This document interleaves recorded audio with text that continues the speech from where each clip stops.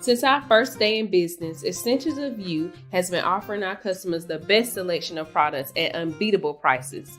Our online store has been synonymous with quality, and we ensure our continuous variety of fantastic merchandise along with unique limited edition and seasonal items that fit any budget. Check it out and start shopping today.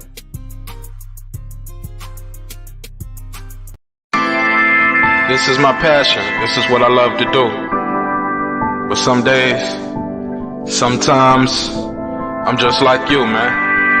I hate this job. Damn, I hate this job. Damn, I hate this job. Damn, I hate my job. Damn, I hate this job. I'm just like you. Damn, I hate this job. Man, I hate this job. Man, I hate my job. From a good dream I awake, sun rays on my face, planning out my day, hoping this ain't the one that I catch a case. I feel so good, I feel so straight. My manager keep calling me saying, hurry up, you late. Hurry up, you lay off. Yo, man, I hate this job. Man, I hate this job. Been trying to play it cool, but it's hard to play it off. I've been hanging on to this bullshit, cause my car still ain't paid off. I know I'm on my way up. My boy just got laid off, so y'all, man, I hate this job. Man, I hate this job. These hoes here so ratchet. These niggas here so sneaky. Y'all don't even really pay enough for y'all to only pay bi-weekly. I'm trying to double up my cash. Take this job, shove it up your ass. Yo, man, I hate this job. Sometimes I wanna say, walk in and slap my boss. This shit is getting hard. Damn, I hate this job. Gotta make it out of this struggle, bruh. And I don't really mean to take it out on you. You just a customer, but damn, I hate this job. Damn, I hate my job. Damn, I hate this job. Damn, I hate my job. Damn, I hate this job. Damn, I hate this job. Damn, I hate my job.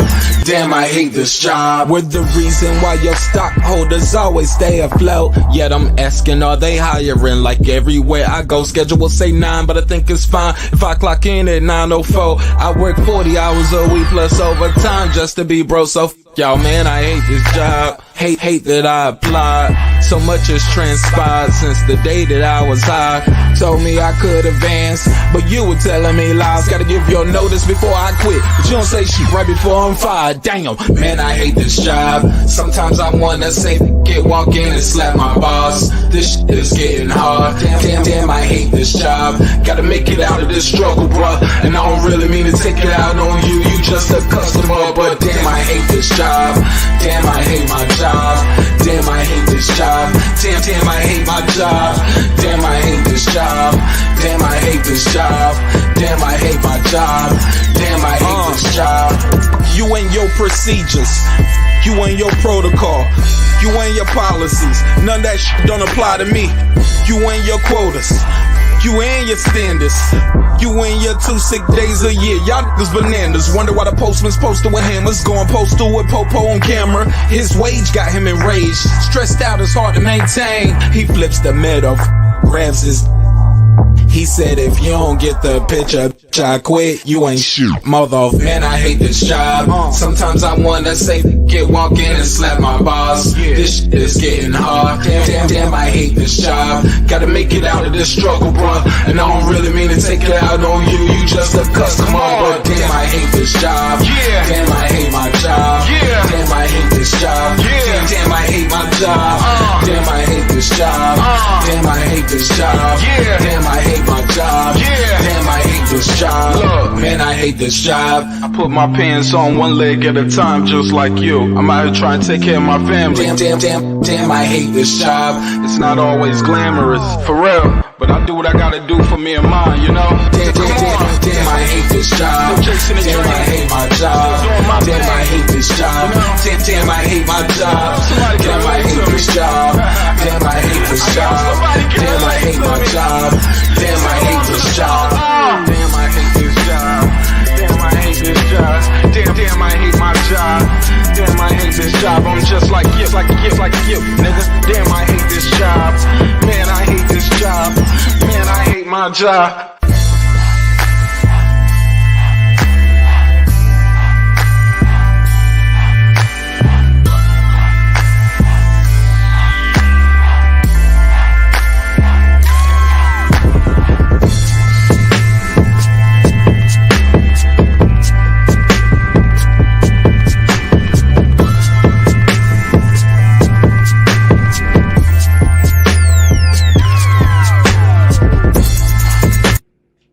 The views and opinions expressed in this program are those of the speakers, commentators, experts, and or the host.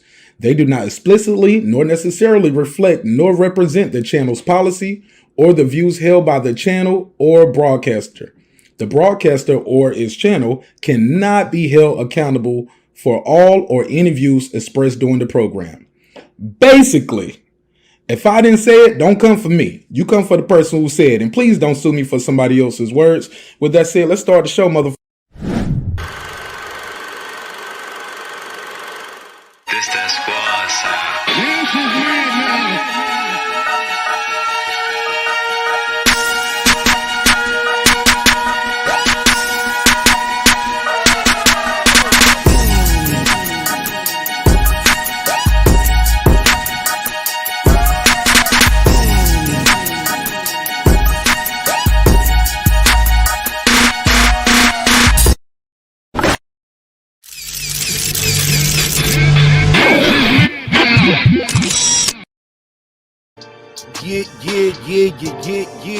Yeah.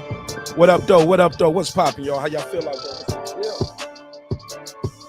Welcome home to everybody in the neighborhood to another great episode of Breaking the Beats, where we break down business, entertainment, art, technology, sports, and anything else I feel like squeezing into those letters. You already know it's a hip-hop political sports show with a comedy twist. We're going to let the jokes fly because life is serious enough, right? So, yeah, man, we got a very, very special episode of Breaking the Beats here today. Normally, y'all know I like to cook up a little bit by myself first, but I would be remiss if I kept these guys backstage too much longer. Straight off of Border Wars, we got Tank Freeman, Sean Jones. Welcome home to the neighborhood, fellas. How you guys feel this evening? Feeling good. How you doing? I'm good, man. I'm blessed. I'm happy to be here, man. I appreciate you guys' time. I appreciate your energy. Tank, how you feel, my guy? I feel good, man. I feel great. Tank got all the glory laid out right there. Had to pull out the table, you know what I'm saying? I see him showing off a little bit. I like that, though. I like that. Before we get started, man, briefly, tell us a little bit about yourself and introduce yourself. We can start with Sean, Tank, whoever want to go first. Go ahead, Tank. You the champ, Tank. All right. Well, my name is Marvin Furman. I go by the Tank. I'm from Dallas, Texas. I'm 27 years old, and you know, 2-division champ. You know, ain't much to say. You know, been doing Border Wars. I believe this is my 6th time, so I consider myself a veteran in this series for sure. You said this is your 6th time? Yeah. Man, what's your record for those who don't know? Right now I'm 5-0-1. 5-0-1. You got a draw out there? Okay. Yeah, I got a draw. Okay. Unfortunately. Yeah, it's a lot right there we got to unpack. We're going to definitely unpack some of that as well. Sean, talk to people about yourself and let them know some things about you that they might not know. Yeah, of course. So I'm Sean Mission Impossible Jones. I actually started my Border Wars career at 175 pounds. My last fight, I weighed in at 220. My opponent weighed in at 300. So we went from light heavyweight all the way up to a full-blown heavyweight. 3-1 in Border Wars. December will be my 5th fight in Border Wars. Yeah, you fought Smoke 'em Out Joe, right? Smoke 'em Out Jay, yes, sir. Smoke 'em Out Jay, still celebrating the win, as you can see. Yeah, man, he was talking real greasy in that press conference, yo. Real greasy. I see you got those IBO medals on, man. Those joints look icy, man. Come on, I got one last time I was in Wisconsin. I brought home another one this time, so we got to represent. Until we get a belt like Tank, we got to represent. Belts coming soon. Yeah, those IBO medals, man, are legit. They the real deal. They got some weight to them. Yeah, they look heavy, man. Hey, look, you got man. I'm proud of you guys for just getting into the ring. Tank, talk to us about the preparation. You are a Border Wars vet. Give us a little bit about the preparation, what it took. You know, first of all, how did you hear about Border Wars, and what made you say, I'm going to do this? Man, actually, my story's pretty long. We got time. I'm actually opposite of Sean. I started in heavyweight. I was about 250 pounds when I first started. Worked my way down. Every single fight I've had, I've worked my way down. And my last fight was a light heavyweight, where I came 2 pounds under at about 173 pounds. But you know, I use Border Wars for weight loss, you know, what it was originally about. And you know, shout out to my cousin Eric Cruz, SOG. He's the one that put me on. You know, told me what it was all about. You know, I was excited. I had a couple health issues that I had, you know, dealing with coming into Border Wars. So it was like a, you know, mixture of two things, trying to lose the weight and join fighting, boxing, really. So definitely, you know, got to kill 2 birds with 1 stone in this one. You said you start off at 220. How tall are you? No, I started at 250. 250. Yeah, I was 250 pounds. I'm 5'10". Oh man, yeah, you ain't need all that weight on you, bro. Yeah, I was 5'10", and you know, just worked my way down. I'm about close to about 80 pounds I've lost doing Border Wars, and it's all been because of Border Wars. You know what I'm saying? Bro, you was out here looking like Andy, Tank, but you was out here looking like Andy Ruiz at 250, bro. Oh yeah, most definitely. I was a big boy, man. I was a big boy. So your cousin put you on. Sean, same question for you. How did you find out about Border Wars, and what made you say, I can do this shit and I'm gonna do it? Yeah, well, first and foremost, Marvin's story is incredible. Like we always say, Marvin is the poster child for Border Wars. Because like he said, like at the beginning of it, it was about guys getting off the couch, losing weight, getting in shape instead of just watching boxing on the TV. So I definitely commend Marvin for that. I think we definitely have a mutual respect between us. But myself, I listened to the Boxing Voice podcast on YouTube for a couple of years, kind of casually. I never called in, like nobody even knew I was listening to the show. And then I started hearing about Border Wars this, Border Wars that. And they had an event in Dallas coming up, and I said, "Man, well, I'm in Houston, Texas. Shout out to all my people in H-Town. I heard about it in Dallas, which is actually where Marvin's from, coincidentally, or where he lives. And I was like, man, they're coming to my state. I got to participate. So I had already had 1 amateur fight a couple years prior, and I decided to give Border Wars a shot, and went in there with a veteran amateur and did my thing, you know." So talk to me about so you say you didn't start at the first one though, right? Tank, No. you was at the first one, right? No, I believe I was at like when was mine? I think I was in LA. That was my first one in LA, which man was a while back. So they've got I guess we just finished 12, Marvin? Yeah, we just finished 12. We just finished 12. Marvin's got 6. He's been to 6 of them. I've been to 5 of them. So you guys I guess half of the series. So y'all went consecutively since the first time you went. So the last 6 times you guys been there, or the last 5 times for you? No, it's like one on, one off, kind of like that. Yeah, it's kind of tough to make it to every single one. Typically, they have them quarterly. And like Marvin said, we don't always make every single one of them. But as long as Marvin fights, well, actually, no, you didn't fight in Wisconsin the first time. This in December, if I fight in December, this will be my 3rd straight. So talk to me about the evolution of it, because this thing, the last one I saw right here in Waterton, it was nice, man. It looked official. Like, man, I was super proud of you guys. The uniforms, the time y'all spent on the uniforms, and I was like, man, these ain't no cheap stuff. Some of that shit y'all don't cost more than some Jordans.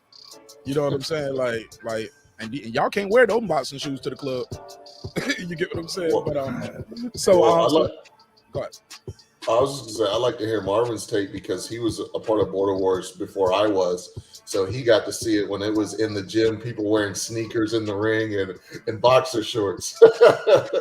Yeah, man, Border Wars has definitely come a long way.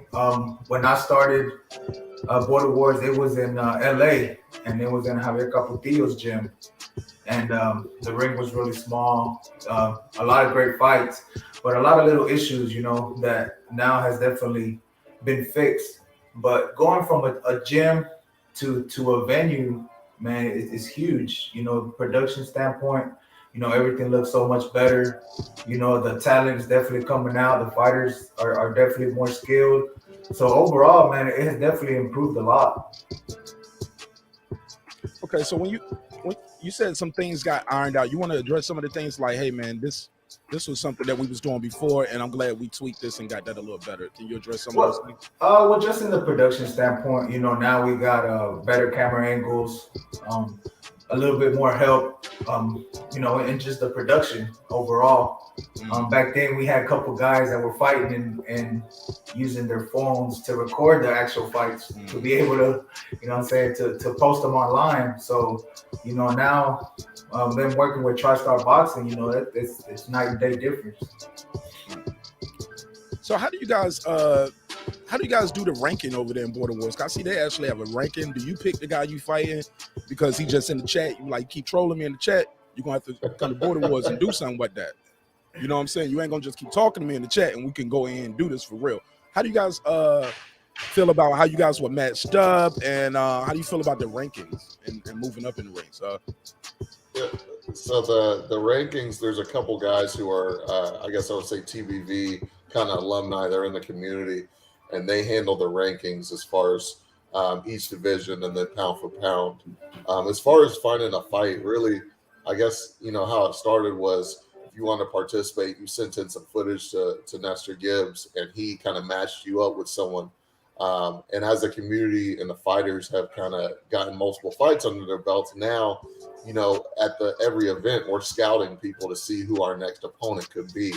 And yeah, just like you said, there's a lot of talking shit in the chat, particularly by me. I know Marvin doesn't like to get too crazy in there.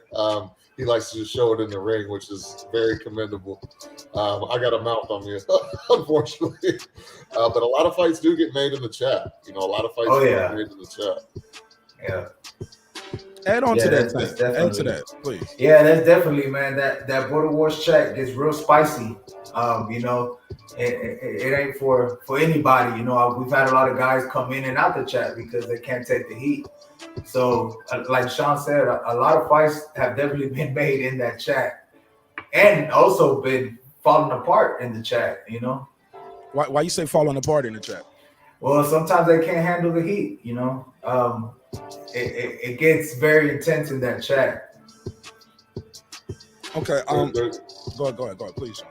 There's very little ground rules in the chat, to be honest. So I mean, the very, very, very, very little ground rules. There's no moderators in the chat, so whatever's said is kind of out there for everyone to see. So, it makes calling people out a little crazy because all I have to do, just as an example, obviously, right? All I got to do is say, "Hey, Marvin, you're a XYZ. You're a pussy. I want to fight." And then you got 20 other guys in the chat trying to figure out, is Marvin a pussy? Is he going to fight? What's he going to say back? What's going on? Right? So people just kind of add on to it. Like a lot of flame to the fire, a lot of gasoline could be added by just the amount of people in that chat. Is that kind of accurate, Marvin? Oh yeah. And there's a lot of people in that chat. I want to say at least a good 30, if not more. And they all want that smoke. And they all want that smoke. And what's crazy is it's extremely active. Like the Border Wars chat, even when there's not a Border Wars announced, it's always popping. People are always posting in there, which is nuts. And something I realized was even during the Boxing Voices regular broadcast, talking about real pro boxing, somehow Border Wars always gets brought up. It's like taking a life of its own. It's the shit, man. I'm a fan. We covered it. I watched it live, and then I covered it, did a media reaction video, and people loved it. They loved it, and we actually had guys on my show saying they're willing to do it. I told them I don't think I'm going to pass medical. Look at me. I got a built-in excuse already. My back. I got a bad knee. I don't want to be in. Look, I can't be up there looking like Smoke 'em Out Joe or Smoke 'em Out Jay. All the rolls hanging. I don't think he did no training and no prep. Did no training. Respect, with all due respect. Talk to me about the training that you guys put into it and prepping, because you guys definitely look like y'all came in there in shape. I told everybody that night, I said, the guys who did the best worked that damn jab. They had that stick on their opponent. I saw a lot of guys doing stuff that wasn't boxing moves. Saw a hammer fist. I think rolling with the punches like he was going for a Muay Thai knee at one point. I'm like, you can't do that. Like, we can see your knee keep coming up. Like, why are you doing that? Guys hitting behind the head. Talk to me about the preparation, because you guys definitely look like y'all came in there in shape and looked like y'all had the wind to do it, the wind to win, and the will as well. Talk to people about, your training and who did you guys work with to get prepared for this big event? Yeah, so in my case, I take training very, very serious, and I mean very, very serious. It's 8 weeks, and my wife is very, very supportive because what I do for a living is I'm a diesel mechanic. So I work about 13, 14-hour days, and then after work, I still got to come home, be with my girls and my wife for a little bit, and then I have to go out and train. So she's very, very supportive. I train every day, from when the fight is announced to when the fight is about to happen. Almost 7 days a week. Saturdays, Sundays, I tone it down a bit, but Tuesdays, Thursdays, I'm at the boxing gym at R&R. Shout out to Coach Roger, and I'm getting all the sparring in 4 or 6 rounds, three-minute rounds, and just getting in work with whoever's there, from heavyweights to 160 pounders, 168 pounders, whoever. So I'm very, very active. I'm always running. Cardio has definitely changed, man. I used to hate running. I have a bad knee, so I used to hate running. And the weight loss started coming down, and I've definitely used that to clear my mind. So when I go out and run, it's at least 3 to 4 miles. On Sundays, I call it Sunday 6. So every Sunday I run 6 miles, either early in the morning or at night right before I go to bed. But yeah, man, I take training very serious, very, very serious. My meals are always on point. Shout out to Coach Mitty. He's been the one that's helped me out since the beginning. He saw something in me, and he's the one that's been helping me out, giving me all the meal plan. And then, of course, my wife, who went to school to be a chef. Wow. Went to school to be a chef. She gets down in the kitchen. So, without her, I definitely wouldn't be able to do this, man. No doubt. Truly remarkable woman. To allow you to do this, because she could have said, "Baby, you don't need to be getting hit in the head." You get what I'm saying? So. Oh no, man, definitely. She's definitely been my rock, man. She actually quit her job. She graduated school. She went to culinary. She got her diploma. She's had a couple job opportunities working in downtown 5-star restaurants, and she believes in me, so she decided to not work and take care of the girls so I can pursue my dream. So yeah, she's been my rock, and without her, I definitely wouldn't have been able to do this. Oh man, that's love right there, man. That's a beautiful thing you just said right there too. It sounds really emotional too. Like, you ain't gonna cry, are you? Nah, man. But she's really holding it down, man, for real. And look, we have a lot of fun over here. We crack a lot of jokes. You cry up here, we Yeah, you can't have you up here crying. Not the champ. Sean Jones, talk to us about your prep for Border Wars. How did you prep for this, and what makes you want to keep doing this? You did it. You had the experience. You don't have to keep coming back, but you keep coming back and keep doing a damn good job. Someone say, what was your prep like, and why do you keep coming back? Yeah, so kind of a little background on me. I played football and ran track growing up all the way through high school, from the age of 8 all the way through high school. I wanted to play football. How old are you now? College. I'm sorry, Sean. How old are you now? 27. Okay. I wanted to play football in college. Unfortunately, the grades weren't there. I didn't go to a great school, and to be honest, my performance wasn't good enough to get scouted out of a bad school. And so when I stopped playing football, I took like probably 8 months off. I had no physical activity. I was partying, I was drinking, I was smoking. I was doing a lot of stuff I shouldn't have been doing. And, you know, I was watching a Floyd Mayweather fight. To be honest, I think it was Floyd versus Cotto. And I said, man, if I can't play football, maybe I can box. And so at the time I was working at Dick's Sporting Goods actually. And I stole all the weights out of there, didn't you? Little by little, I mean, still one dumbbell a day. Why is Pants keep leaning to the side? He got a gun? No, he got another 25. It's just Sean. He's trying to get in shape. No, I used my employee discount, man, and I bought gloves, I bought wraps, I bought a bag. I set everything up in my basement. I was in Colorado Springs at the time, so we had basements. And I literally turned my basement into a boxing gym. I watched Floyd fights. I watched all these guys, all these coaches on YouTube, and taught myself how to box. Wow, and, self-taught. Yeah. It was probably a year and a half, maybe 2 years before I ever stepped foot into a boxing gym. I remember I was down in the basement and I was just calling up my friends like, hey, like, come box with me, come spar with me. And then after I beat up like 2 or 3 of them, nobody would come back. So that's what forced me to have to go to a boxing gym and get real sparring. Like Sean trying to bully on me, like from back in the days. Like he think I gave him that injury or something back in the day. Right. Yeah, Sean there giving them guys to work, and you was like, can't keep beating up my friends. I need to fight some guys who are actually training like me. You realize quickly how much you had learned, I guess, right? Yeah, absolutely. I was a quick learner, man, and you know, I think my football experience kind of showed that might make sense against me versus smoke them out, because like on the football field, you're getting hit by 300-pound men. Like you gotta deal with that physicality on the football field. But you know, I take my training when I have an opponent, I take it pretty seriously. I'd say I kind of take a Tyson Fury approach to things. You know, when it's the off season, I'm partying, man. I'm doing my thing. I work in the financial industry, so can be high stress.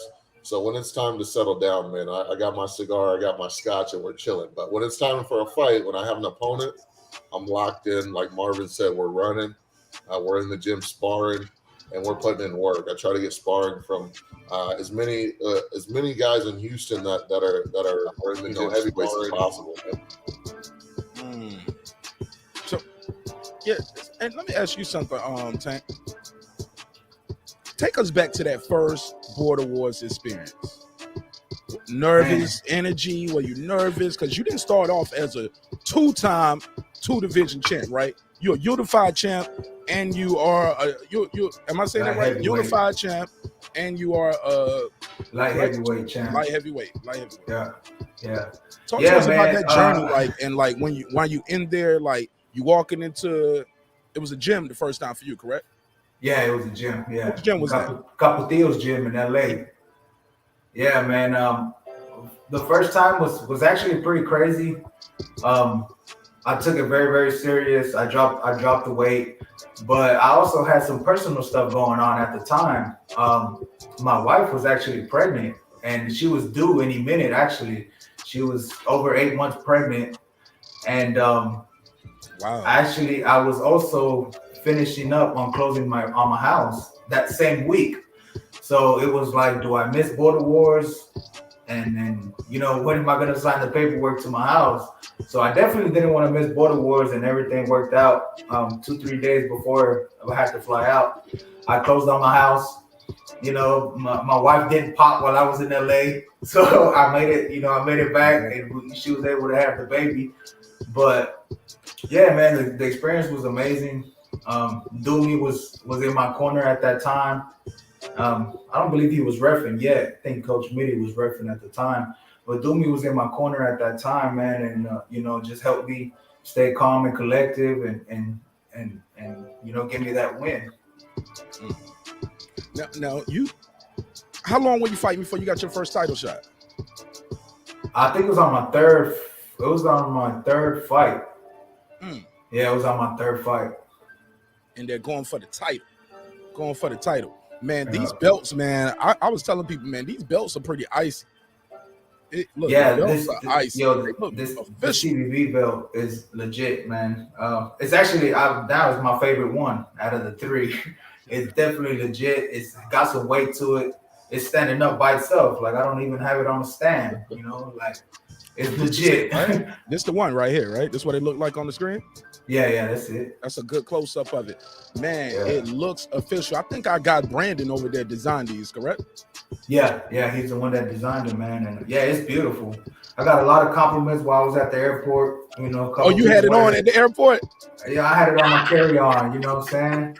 So I was walking strapped up. It's hard. It's hard to walk around with 3 belts. So I had to put a couple of them away, and I had the TBV belt on me for sure. But yeah, man, a lot of people wanted to take pictures. Asking me what it was all about. Yeah. Who is this guy? Yeah. Get out of his way, baby. Get out of his way. You can't fight. But yeah, man, the belt's official. Is beautiful. And it's mine, man. Like, can't be any happier. Yeah, you own that thing, man. Let me ask you guys this. So far, Sean and Tank, we go back to Sean. Let me do this real quick. Shout out to Jordan Baker. I believe he's from the TBV family, correct? He says, shout out to the 2 champs. $2 for each champ. TBV, by the way, fam, in the casa. Thank you so much for the support. We definitely appreciate it. We definitely need it. I appreciate it. Don't forget, we are giving away a free laptop at the end of the month. So please check the description block, and it is free to enter. It costs you nothing. If you're here in the United States, we will send it to you for free. If you're international, of course, you got to pay for the shipping. I'm not sending the shit to India, bro. I'm not sending it to Russia, my G. Nah, you got to pay for that shit. But thank you for the support. We definitely need all the support we can get. Sean, who would you say so far has been your toughest matchup in this Border Wars experience? Who's getting like, yo, that motherfucker was tough? Yeah, my toughest matchup was actually my first fight. I'm about to say, won't smoke him, Jay. He did nothing. No, he did nothing. Yeah, I handle business. I was a big dude. I knew I had to do what I had to do, man. But my toughest matchup was my first opponent and my only loss, and it was at 175 pounds. It was against For Sure Fire D, DeMarcus For Sure Fire D. Nothing but respect there, even though we still go back and forth a little bit. He's still talking shit? Yeah, but you know what's crazy? Let me tell you something. What's crazy is anybody that I've beat, when I win, I stop talking shit about them, because for me it's just about the build-up. Like I don't have any ill will towards anybody. If I talk shit, it's just a build-up of fight. Right. He continues to kind of ride my jock after he already beat me, which I don't get. But he was tough. It was at 175. And the dude was a Dallas City Golden Gloves champ, and I took him on my first Border Wars fight. And he gave me a really tough fight. He ended up winning the decision. And tough guy, tough motherfucker. Whoever fights him next is gonna have a hell of a time. I can tell you that. Same question for you, Mr. Tank Furman. I'm sorry. Who's one of the toughest opponents for you so far? I probably want to say Keem. I want to say Keem was probably the toughest. He made me work. He had a lot of good movement, man, a lot of head movement. So I had to stay very, very active. I had to throw about 40, 50 jabs around to be able to land a couple of them. So, yeah, I want to say Keem was probably my toughest opponent thus far. Now, in your championship match that you just had, was that a rematch, I believe? Yeah. So I actually won the first 2 belts against Ant in Jersey, I believe it was. And that was at cruiserweight. And then this fight was at light heavyweight, but it was also a rematch, which was kind of why we titled it Unfinished Business. He felt like he wasn't 100% when we first fought. And when I fought him, I had to lose about 30 pounds in 8 weeks.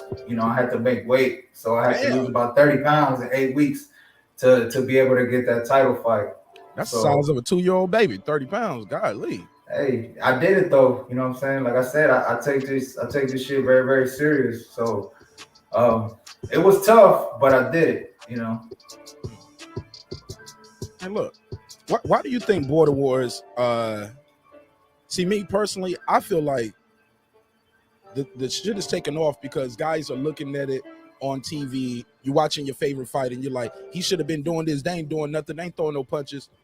My G, you guys know that shit is exhausting. Just doing 2 or 3 rounds, right? Talk to people about why is it important that because I've heard you guys say this a lot, and I heard Ness say it over there too. Why do you think it's important for guys to at least give themselves a chance and try it at least one time? Sean, you go first. Yeah, so just like you said, man, like I'll be honest, in that Smoke 'em Out Jay fight, even though that was my 4th fight, I watched the tape back, and even though I felt good about my performance, I wish I would have let my right hand go more. I landed some right hands, and obviously the jab was working all night, so I stuck with the jab. But when I look back at the tape, I'm like, damn, I should have let my right hand go. I should have let my right hand go more. I probably could have got him out of there instead of going to decision. But people, when they just watch boxing on TV, they'll say stuff like that, right? They'll be like, man, he got to let his right hand go. He got to let his right hand go. He's open for the right hand. But they don't understand when you're actually in there, like that right hand's here guarding your chin. You let it go, there's another shot coming back.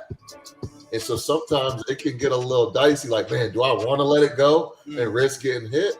So it's a mental thing. Like, people don't understand that. They just see these fighters and they're like, man, he should have done this, he should have done that. It's like, bro, you can't say that unless you've been in that position to do that. Same question for you, Tank. Why do you think it's important for these guys to, get in shape and try it one time? Also, I'm dropping the link out there for the neighborhood. Shout out to all my neighbors out there. If you guys want to pull up and ask these guys any questions, man, about their border wars journey, you're more than welcome. You know what I'm saying? As long as we keep it respectful, we can come back and do it again the next day. But if we don't keep it respectful, they're probably going to beat your ass. They're going to call you out, and you're going to have to pull up. These ain't the guys that be trolling in the chat tonight, guys. Please be careful, because they're going to put the challenge out there, and we know they're going to show up. They're going to show up in shape, and they're going to show out. So you got to do that shit now. You know what I'm saying? How Don King tell Berman Stavern, like, now, Berman, you're going to have to go out there and do all that stuff tomorrow. You told that man you're going to kill him. Only in America. You know what I'm saying? So I'm getting my Don King going over here. But talk to us, man, about why you think it's important for these guys to at least go in there, try it one time in their life, Tank.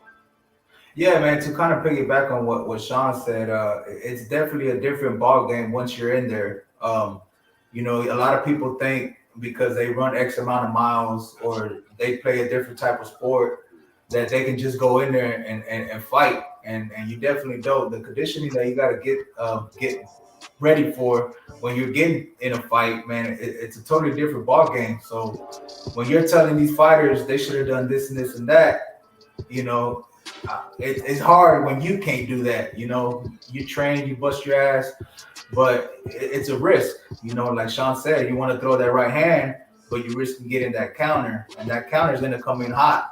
So yeah, it's definitely a big risk, but it's fun at the same time. So it's definitely something that I think people should definitely try it out. Okay. Now you guys are no strangers to the sport, right? You guys are big boxing fans as well, right? Most definitely. Had a couple questions for you guys about some upcoming events that we had in the boxing, big bouts that we had coming up soon. So I want to get you guys' take on that as well. I had another question, man. I'm trying to freestyle them and not go look at my notes. I'm gonna have to cheat and look at my notes. But one of the questions I wanted to ask you guys was, talk to us about that event that we just saw and some of the stoppages, because some of the fights were a little lackluster. It was one guy who just like, man, I can't fight this dude. I quit. And then he just held that guy hand up. He's like, I'm going to the bar, man. Shit, I did my job. He gave it a round, but that guy, I think the guy was like a UFC MMA guy. He was tagging that dude. Dude was not ready. But go ahead, talk to me about what you guys think of the event as a whole, far as the officiating of the fight. Do you think some of the fights were stopped too early? Things of that nature.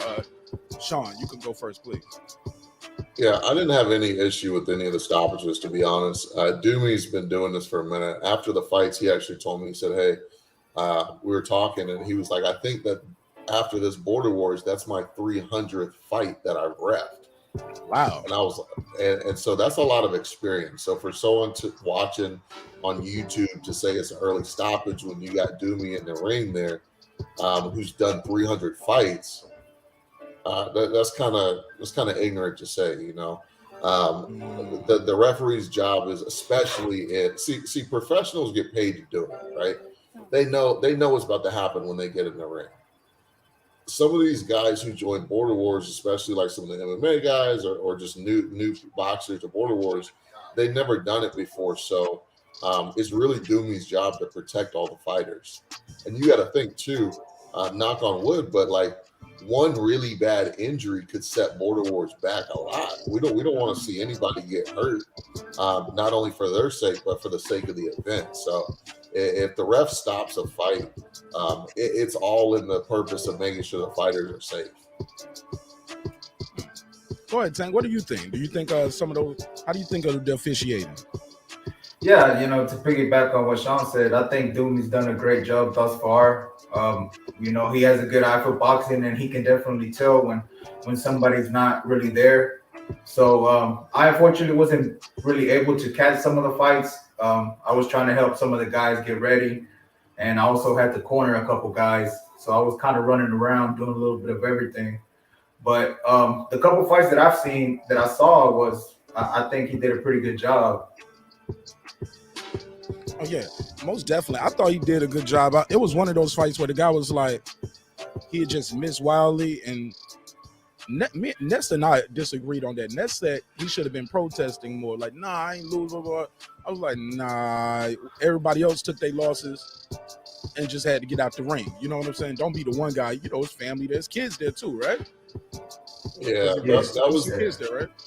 Yeah, that was Sir Bishop. Yeah, that was Sir Bishop, and we all love Bishop. He's a great dude. One of the older fighters in Border Wars, but don't let that fool you. He been icing people. But he's 47 years old, man. His wife and his daughter were sitting right there ringside. And if Doomy didn't feel like it, and here's another thing too. Doomy's in the chat every day. Doomy's a co-host on the show. Like, he knows all the fighters on a personal level.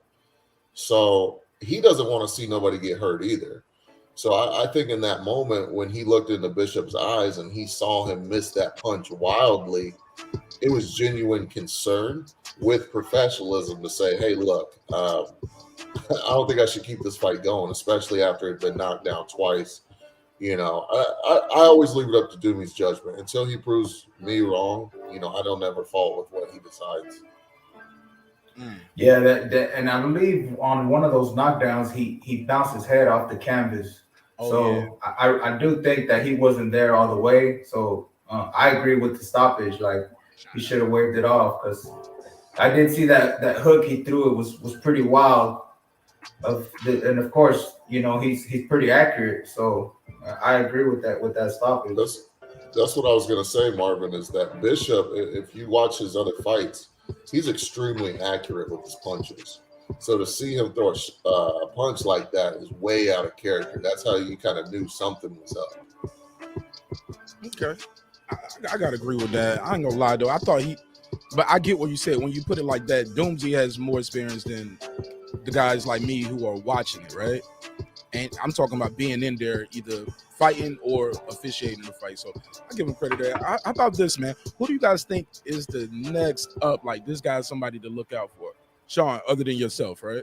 Other than you, who's going to be one of those next guys that we should be looking for in Border Wars?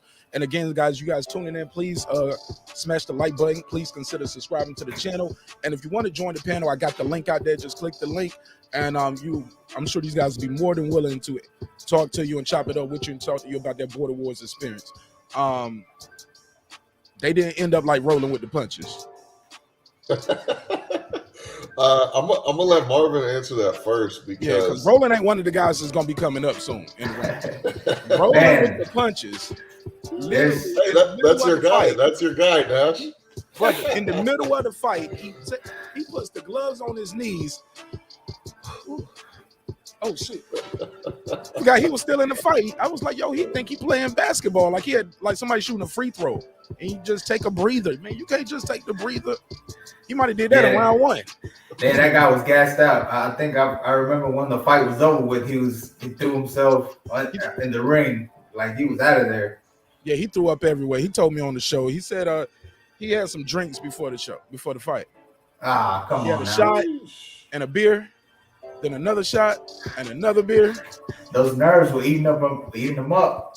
I said, bro, you thinking you at the club for real? I'm like, yo, I'm gonna get drunk and I'm gonna go ahead and fight like how we would do it in the street, like you fight in the club. Well, Mark, keep this in mind though.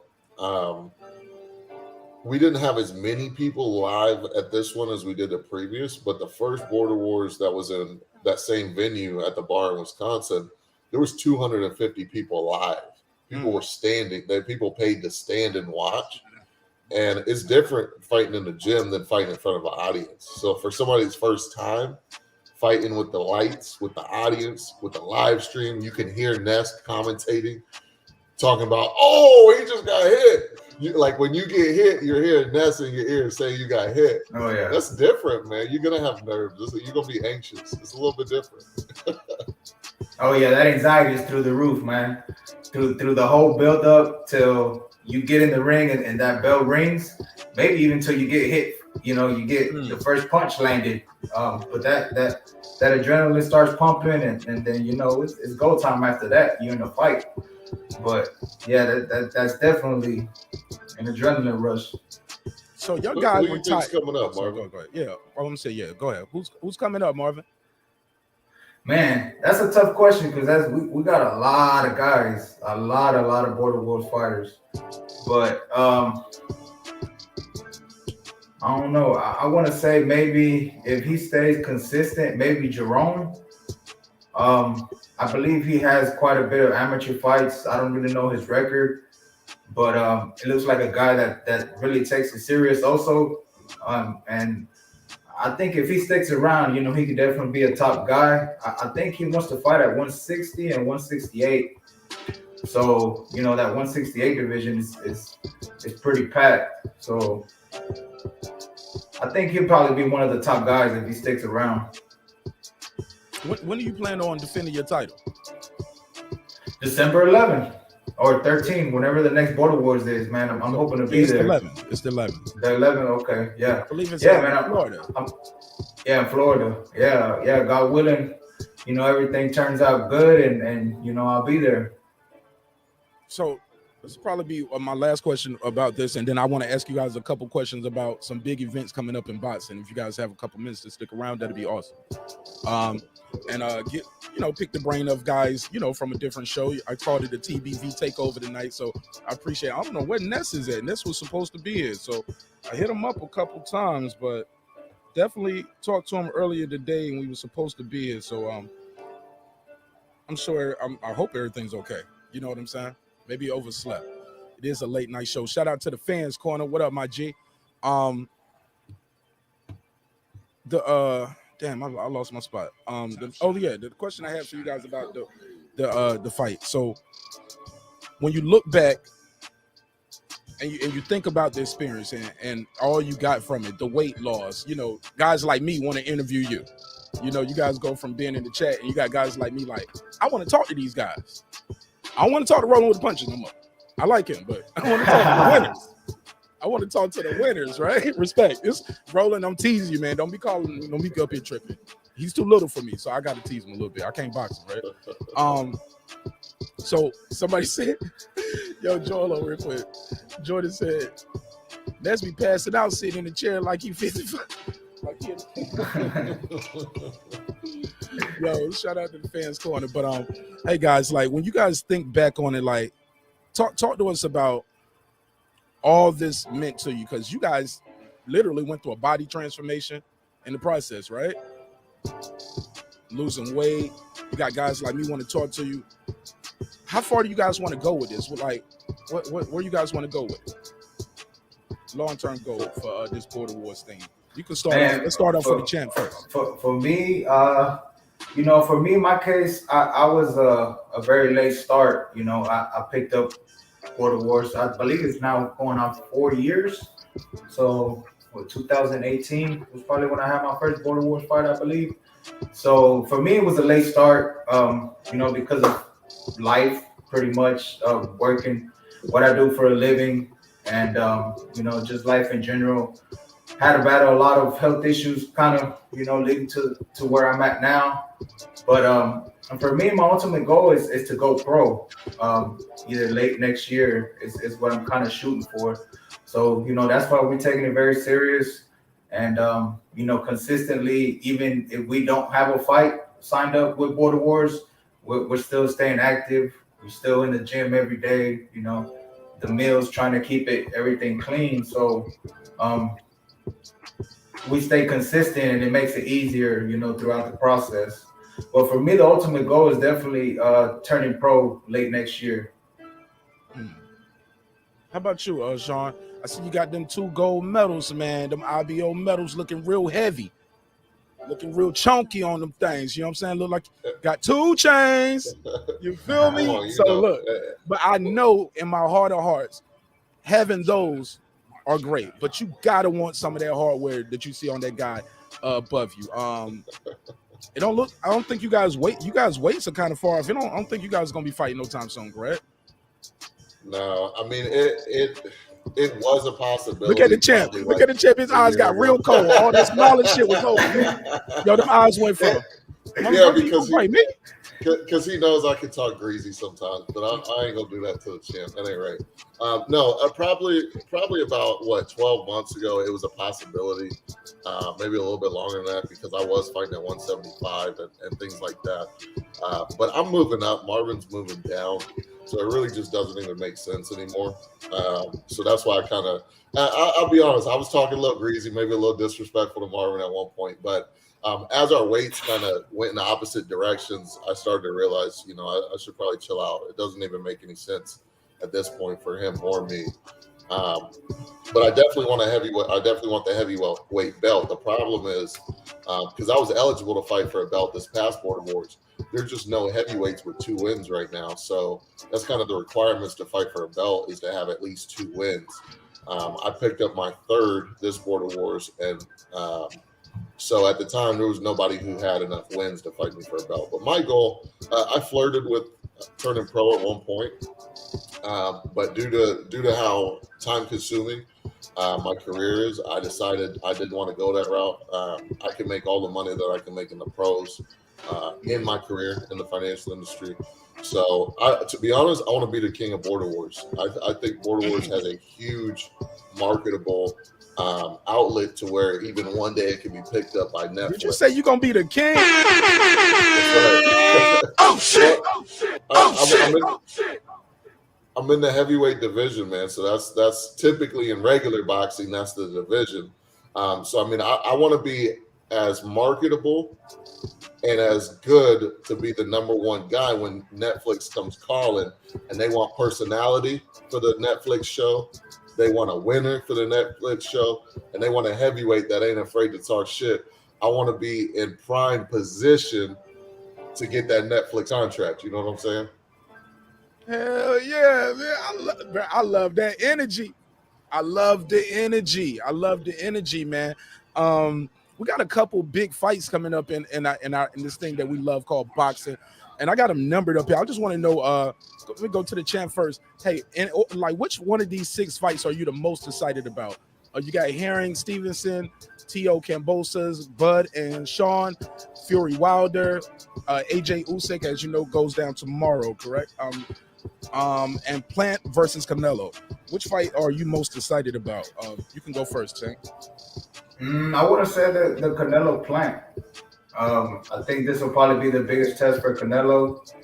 And, it's already starting to get spicy. So I think that'll probably be my pick from the 6. Canelo Plant, yep. Okay, same question for you, Mr. Sean.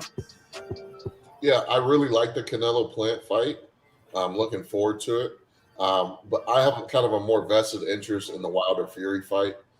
them being heavyweights. I really want to see Deontay Wilder come back. You know, he's American. Obviously, I think we're all American on this show. Or at least we live in the country, right? I want to see Deontay Wilder come back, and even if he does, I want to see him win. I want to see him beat Fury. I want to see that happen. I think I like Canelo. I think Canelo's going to beat Plant. I think it'd be a good fight, but ultimately Canelo's Canelo. He's going to do what it does, and he's going to get the W. But Fury Wilder is going to be a hell of a fight. I'm excited for that. I'm excited about that too, because I feel like that fight has split the room in this boxing community, man, and it kind of got a little toxic a little bit. I'm gonna ask you guys this too, because I'm sure you guys see it over there on TBV and everywhere, right? This guy cheated, this guy didn't cheat, this guy is making excuses, whatever, right? Why is this fight? What is this fight really about for you guys? Is it about race? Is it just country? Is it about pride? Is it about revenge, or is it simply the best versus the best? Tank, you go first, please.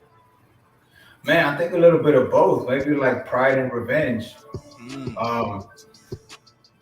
Definitely Wilder trying to get his revenge on Fury, and he got knocked out and got embarrassed in this fight. So I think it's a little bit of both.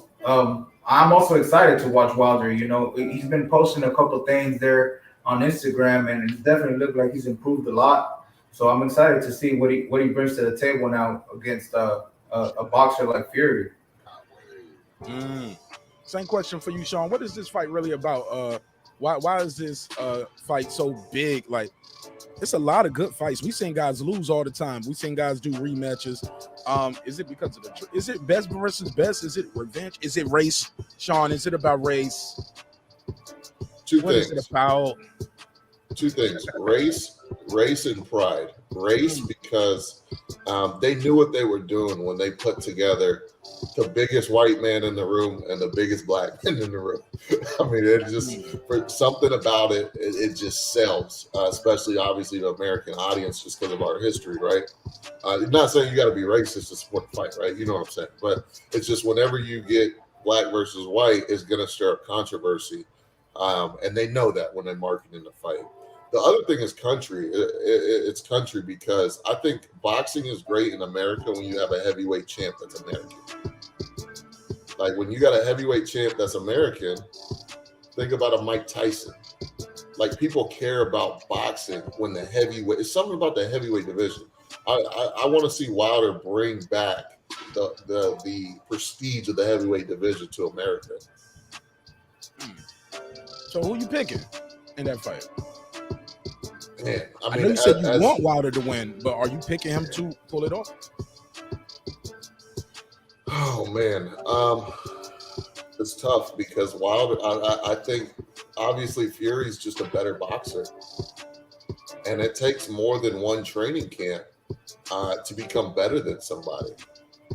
It takes more than one training camp to truly be better than another fighter that you've already lost to, and in that fashion.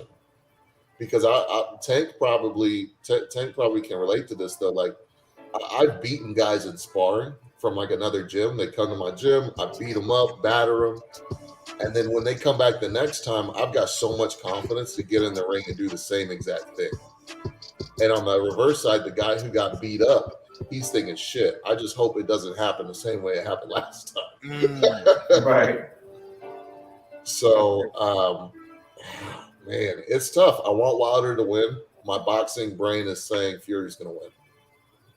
But I pray it won't be in the same fashion as last time.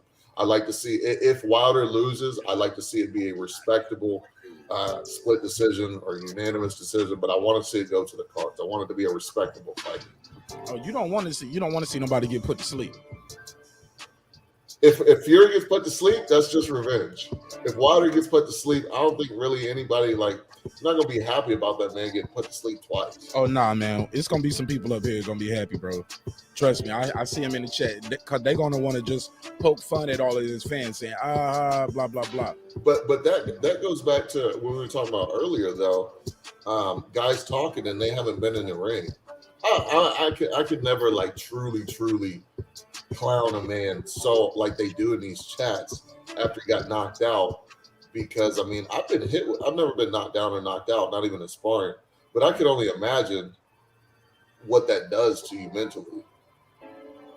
And I'd hate if that happened to me. What happened to Wilder happened to me. I would hate for people to be dogging me like that. Yeah, that's tough. You definitely got to be mentally strong for something like that. Because imagine all the hard work that you put in, all the hours of sparring, being away from your family, you know, the lead up and the build up to that fight, and then to get put away like you did, with it being knocked out, and then all the controversy with it. Like, you really got to be mentally strong to be able to come back and regroup and come up with a new game plan and then execute it as well. So it's definitely going to be a tough fight for Wilder, I think. Okay, well, I got my guy right here, King Asian Mav. Welcome home. Welcome back to the neighborhood, my G. How you feel? Hey, you know how I feel. 56 sitting on 56 mil, as we all should feel. Okay, well, look, do we got anybody in the 50 and over club in Border Wars out there for my guy, King Asian Mav? Anybody over 50 over there in Border Wars? What's wrong with that? I think Bishop He might said, have what's been the wrong? oldest fighter. Hold up. Did you hear what he said? He said, well, what's wrong with them? He might want the champ. Oh, okay. I want a shot at the title. How much you weighing, brother? I'm like 160, between 165, 170. You up there? You can definitely get a shot. You just gotta get a little bit more weight. I'm at 175. Right. Here, 175. Yeah. Plus, I have no wins yet. Yeah, so I have 0 wins. I did have yeah. I was just gonna say, there's guys in Border Wars like Show Kid. He's in his 40s, and he's fighting a lot of young guys. Like the guy he fought this past Border Wars, Jordan. Jordan's in his 20s, man, and Show Kid stepped up and fought him. Show Kid's in his 40s, and Jordan had more experience. And so I mean, shout out to Show Kid. I mean, he got in there. So if you want to fight a younger guy, there's guys in there for you. I believe Mario might have been the oldest guy, and Mario's what, 32 in his record. So yeah, shout out to Show Kid. Okay, King Agent Map, did you have any questions for the guys about Border Wars and their experience, or you want to get in on some of this other boxing talk that we got going on? Oh yeah. First, salute and shout out to y'all. Like say, I did have a few amateur bouts coming up. You know, novice, sub-novice. That's in my teens. But that was decades ago. But the question I'll have for y'all: what would be y'all ideal location for a bout? If you had anything in particular, I'll probably say maybe like Vegas. You know, you want to get the whole show going with the lights and the Vegas Strip. I think production wise, I think Vegas would make sense. I'm not sure how pricey it would be to get a venue out there, but I think Vegas would definitely be fun. Yeah, I agree with that. I think Vegas is where we go next year. Kick off the year right. First Border Wars 2022 Las Vegas. That would be amazing. Okay. Next question. You see the rise of the YouTubers stepping into the ring. Have any of them hit your radar as of yet, or you feel like, I mean, just where your mind goes with that, as far as in the spirit of competition, stepping into the ring? At first, you know, before his last fight, I thought Jake Paul. I was big on Jake Paul. I was giving him a lot of credit, to be honest.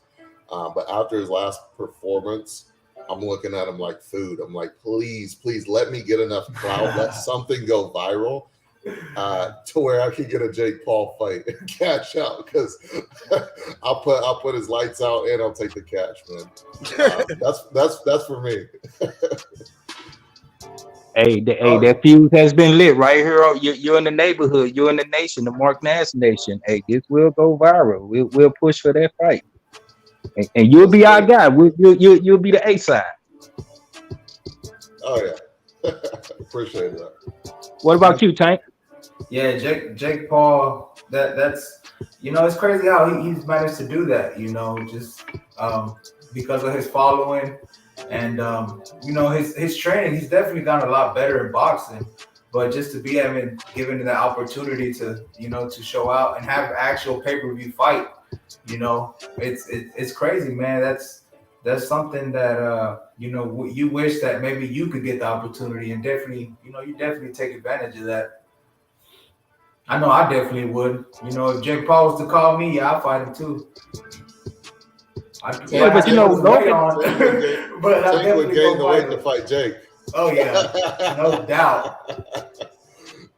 Yeah, Logan. I mean, he has no wins. What if y'all fought some of the guys that beat him, and then that can elevate you to Jake? I think the top fighters in Border Wars could definitely beat a lot of those YouTubers, to be honest. Yeah, we definitely have a lot of good, good competition in Border Wars, man. And it's definitely growing. A lot of them are coming out too. So Border Wars has definitely grown from where we started to now. The competition has definitely got elevated a lot. We got a lot of guys with a lot of amateur experience. Oh yeah. Yeah. So y'all think Jake Paul is just straight trash? I think I don't think he's trash, but he's definitely improving.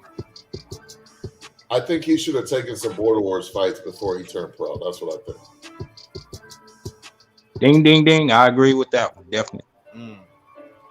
Obviously, in his position, he can't really afford to do that because if he gets blasted on Border Wars, who's going to pay to watch him fight in a pro fight? But all the work that we saw him put in on film did not translate into his fight with Woodley.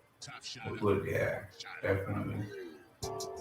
Okay, one last question for both of y'all guys, and I appreciate the time and y'all answering the questions. Just like we have the big three for the NBA, the retired, the veteran guys that come back to get another shot at glory. Would it be okay for some of the retired fighters to come out of retirement and step into the Border Wars for y'all? Will y'all be open to those challenges? Marvin, who's a guy at 175, retired pro that you would fight, man? Oh man. I can't think honestly right now off the top of my head. 175. Well, because they're gonna be out of shape though, so it's gonna be one of them 147 guys who's out of shape now. It might be Shane Mosley because he probably walk around 175, 180. You know what I'm saying? Sugar Shane looked like I seen him on Instagram shadow boxing on the beach. He looked like he might still be in good shape, man. So you might think that's how much did Roy Jones come in at when he fought Tyson? I think it was close to 200, wasn't he? Yeah, it was about 200 though. Yeah, he was big. Oh okay. Given recent events, I'll take Evander Holyfield. Hey, no disrespect to the legend, but hey, if I got an Evander Holyfield on Border Wars, shoot, I might be able to get a Jake Paul fight. That's not even fair because you what 28? What you say? How old you say you were? 27. 27. Come on, man. Nobody ain't gonna sanction that. Y'all gonna have to do it old school. Y'all just gonna be doing it in the backyard like Kimbo Slice. Kimbo Slice type shit. Like they're Marvin. They're lighting up JD in the chat, man. Oh yeah. JD's a former pro who fought in Border Wars a couple times. So they're lighting him up right now. He's from Houston, though, so I'm not gonna talk any mess on his name. He's from my city. He got beat up. Like I said, I ain't speaking on nothing. Did he lose the fight, Sean? Look, you won or you lost. You won or you lost, Sean. Just tell me what happened. You ain't got to say, yo, he was looking like rolling with the punches. You could just tell me like, yeah, man, he lost or he won. It sounded like he lost. What's his record, Marvin? I think he's like maybe like 1-1 or 1-2. Chat said 1-1 in Border Wars. Yeah, 1-1. I forgot who he fight first. He How didn't would y'all? fight Mitty, did he?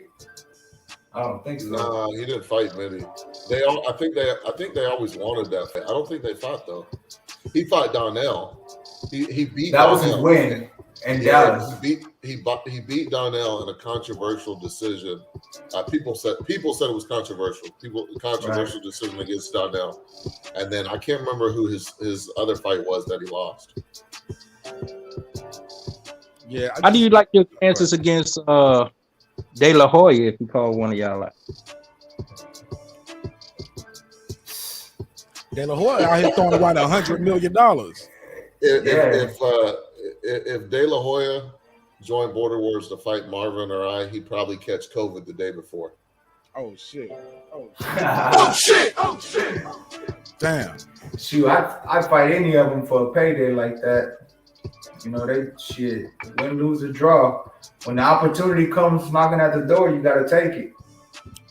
Yeah, but how do you like your chances? Your chances wins, losses. Shoot, I gotta punch his chance. I'll let that right hand go. Better hope I don't catch him. Look, let me tell you something. I'm 27 years old, young, fly, and flashy, 220 pounds. Let's go, I got champ. all the testosterone I need to beat the fuck out of De La Hoya. Let's go, champ. Go sell that fight, Tank. Sell that fight. I like his energy, yo. All right, thanks, Mark. Yeah. You good, man. I had some other questions for him about some upcoming fights. You know what I'm saying? Definitely want to get their take on those. Some of these upcoming matches, man, and who they think is going to win. Another one we got coming up. This is a big one, man. Porter versus Crawford. Haven't got you guys take on this, a fresh take. Hearing it from you guys. Talk to me. Who wins that fight and why? Come on, don't all jump in at one time. I don't know. I mean, that's a good fight. I think that's a really good fight. But I think that's obviously, you know, that's gonna be his biggest test, you know, to date. But Porter's a dog, man. You know, he's gonna make it a fight. And I still think Bud is gonna take it. I don't think there'll be a knockout. I think it's gonna go out. It's gonna go out 12 rounds, but it's definitely gonna be a fight. Two things. Number one, I see him lighting up in the chat. Hey, if you want to see me fight Jake Paul, blow up his timeline with Sean Mission Impossible for Border Wars wants to fight. But on the Porter Crawford fight, I think obviously there's been a lot of criticism on the way Bud's career has gone, especially with matchmaking and the fights they haven't been able to get him.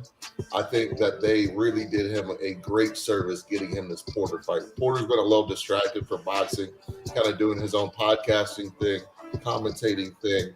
And Porter has, although he is a champ, although he is great, he has a lot of flaws. He's not technically as sound as Crawford. And I think Crawford's going to take advantage of that. I think he's going to catch him coming in. Porter likes to come in. I seen this on a take. It might have been DAZN. I can't remember. But they were talking about how Porter leads with his head. Like when he throws a hook, whatever the case may be. And Terrence is just going bloop, bloop, straight punches. And I think Crawford could stop him, to be honest, in a late round, maybe an 8th round stoppage. Sean, I can't lie to you. I just dropped a video, yesterday? Mm-hmm. And basically, it's my top 10 reasons why I think Bud Crawford is going to win that fight.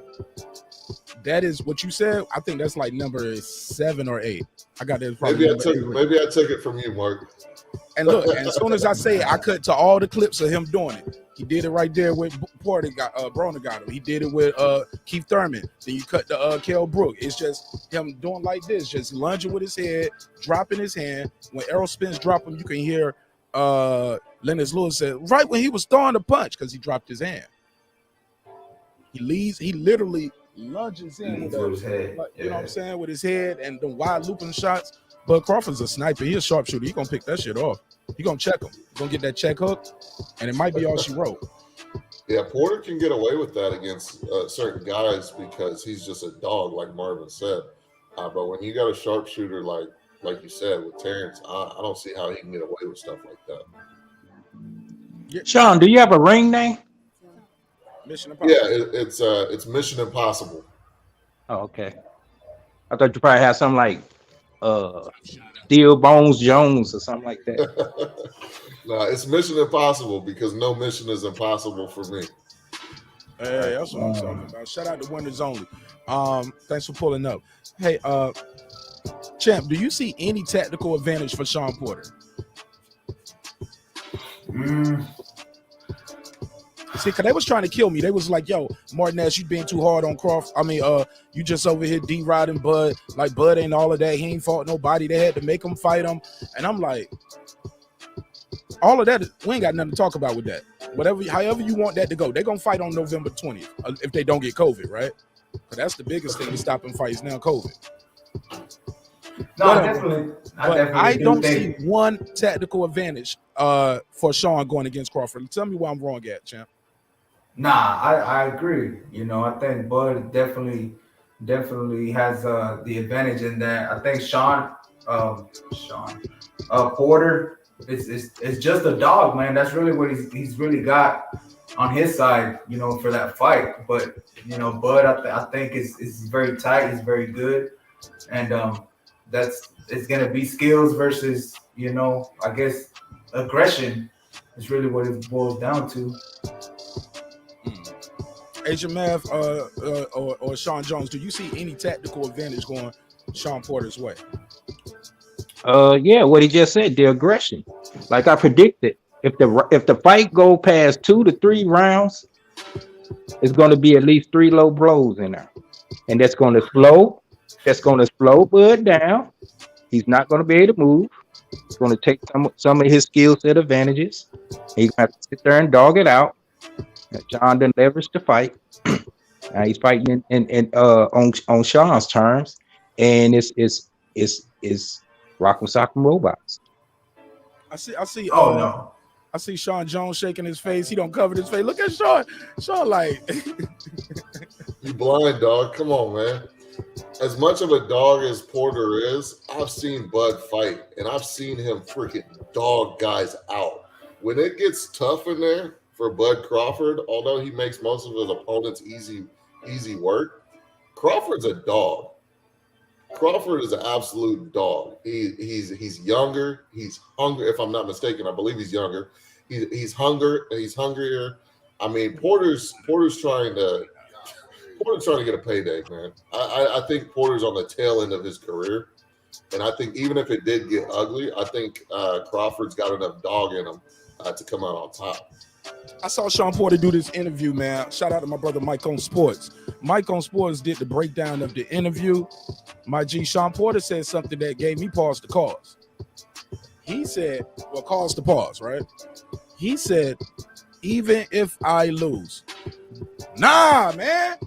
What you mean? You can't be saying that. Nah. Like Sean said, it's a payday. That shit sound like what she holding right there. What she holding? Yeah, it sounds like some of that. Sound moist. Sound warm and soft. My G, you can't be up there saying. Terrence Crawford would never say that. Shout out to Mike. I think Mike on Sports used to be a TBV guy, so absolutely. That's where I met him from. Shout out to him. But yeah, as soon as Marvin will tell you straight up, he'd probably tell you better than me, to be honest, with his belts over there looking flashy. The moment that you even get the word "I might lose" or "if I lose" in your head, then it's all over. Yeah, you've already lost. Yeah, because your opponent already announced his retirement before the fight. And you know what? I didn't catch that at all. I had no idea. I don't know if y'all remember. You know, once I got the straps, I was looking at the camera. I heard him talking about retirement. So that's why I decided, you know, take the belts off, and then, you know, I went up there to the mic with him. I had no idea this was gonna be his last fight. Yeah, they announced it before he walked in, and I was like, "Oh, that's 1 foot in, 1 foot out." Yeah, I did hear Ned say that. Can I just wanted to ask Marvin a question because I never actually got to ask you this, Marvin. Obviously, a win's a win, especially when you got a belt on line. It doesn't matter what the conditions are. If somebody signs up for the fight and you win, you're going to be happy when you win. You're going to be happy with your performance, hopefully, and you're not going to. going to put any caveats on it. But Marvin, did it disappoint you that he was retiring and he already knew before the fight? Like, would you have still taken that fight knowing it was his retirement fight, or would you have wanted a guy who did not have that in his head? Once again, no disrespect or no like anything like that. Seriously, like you get full credit for the win, but would you have taken that fight knowing that he had already kind of hung the towel out?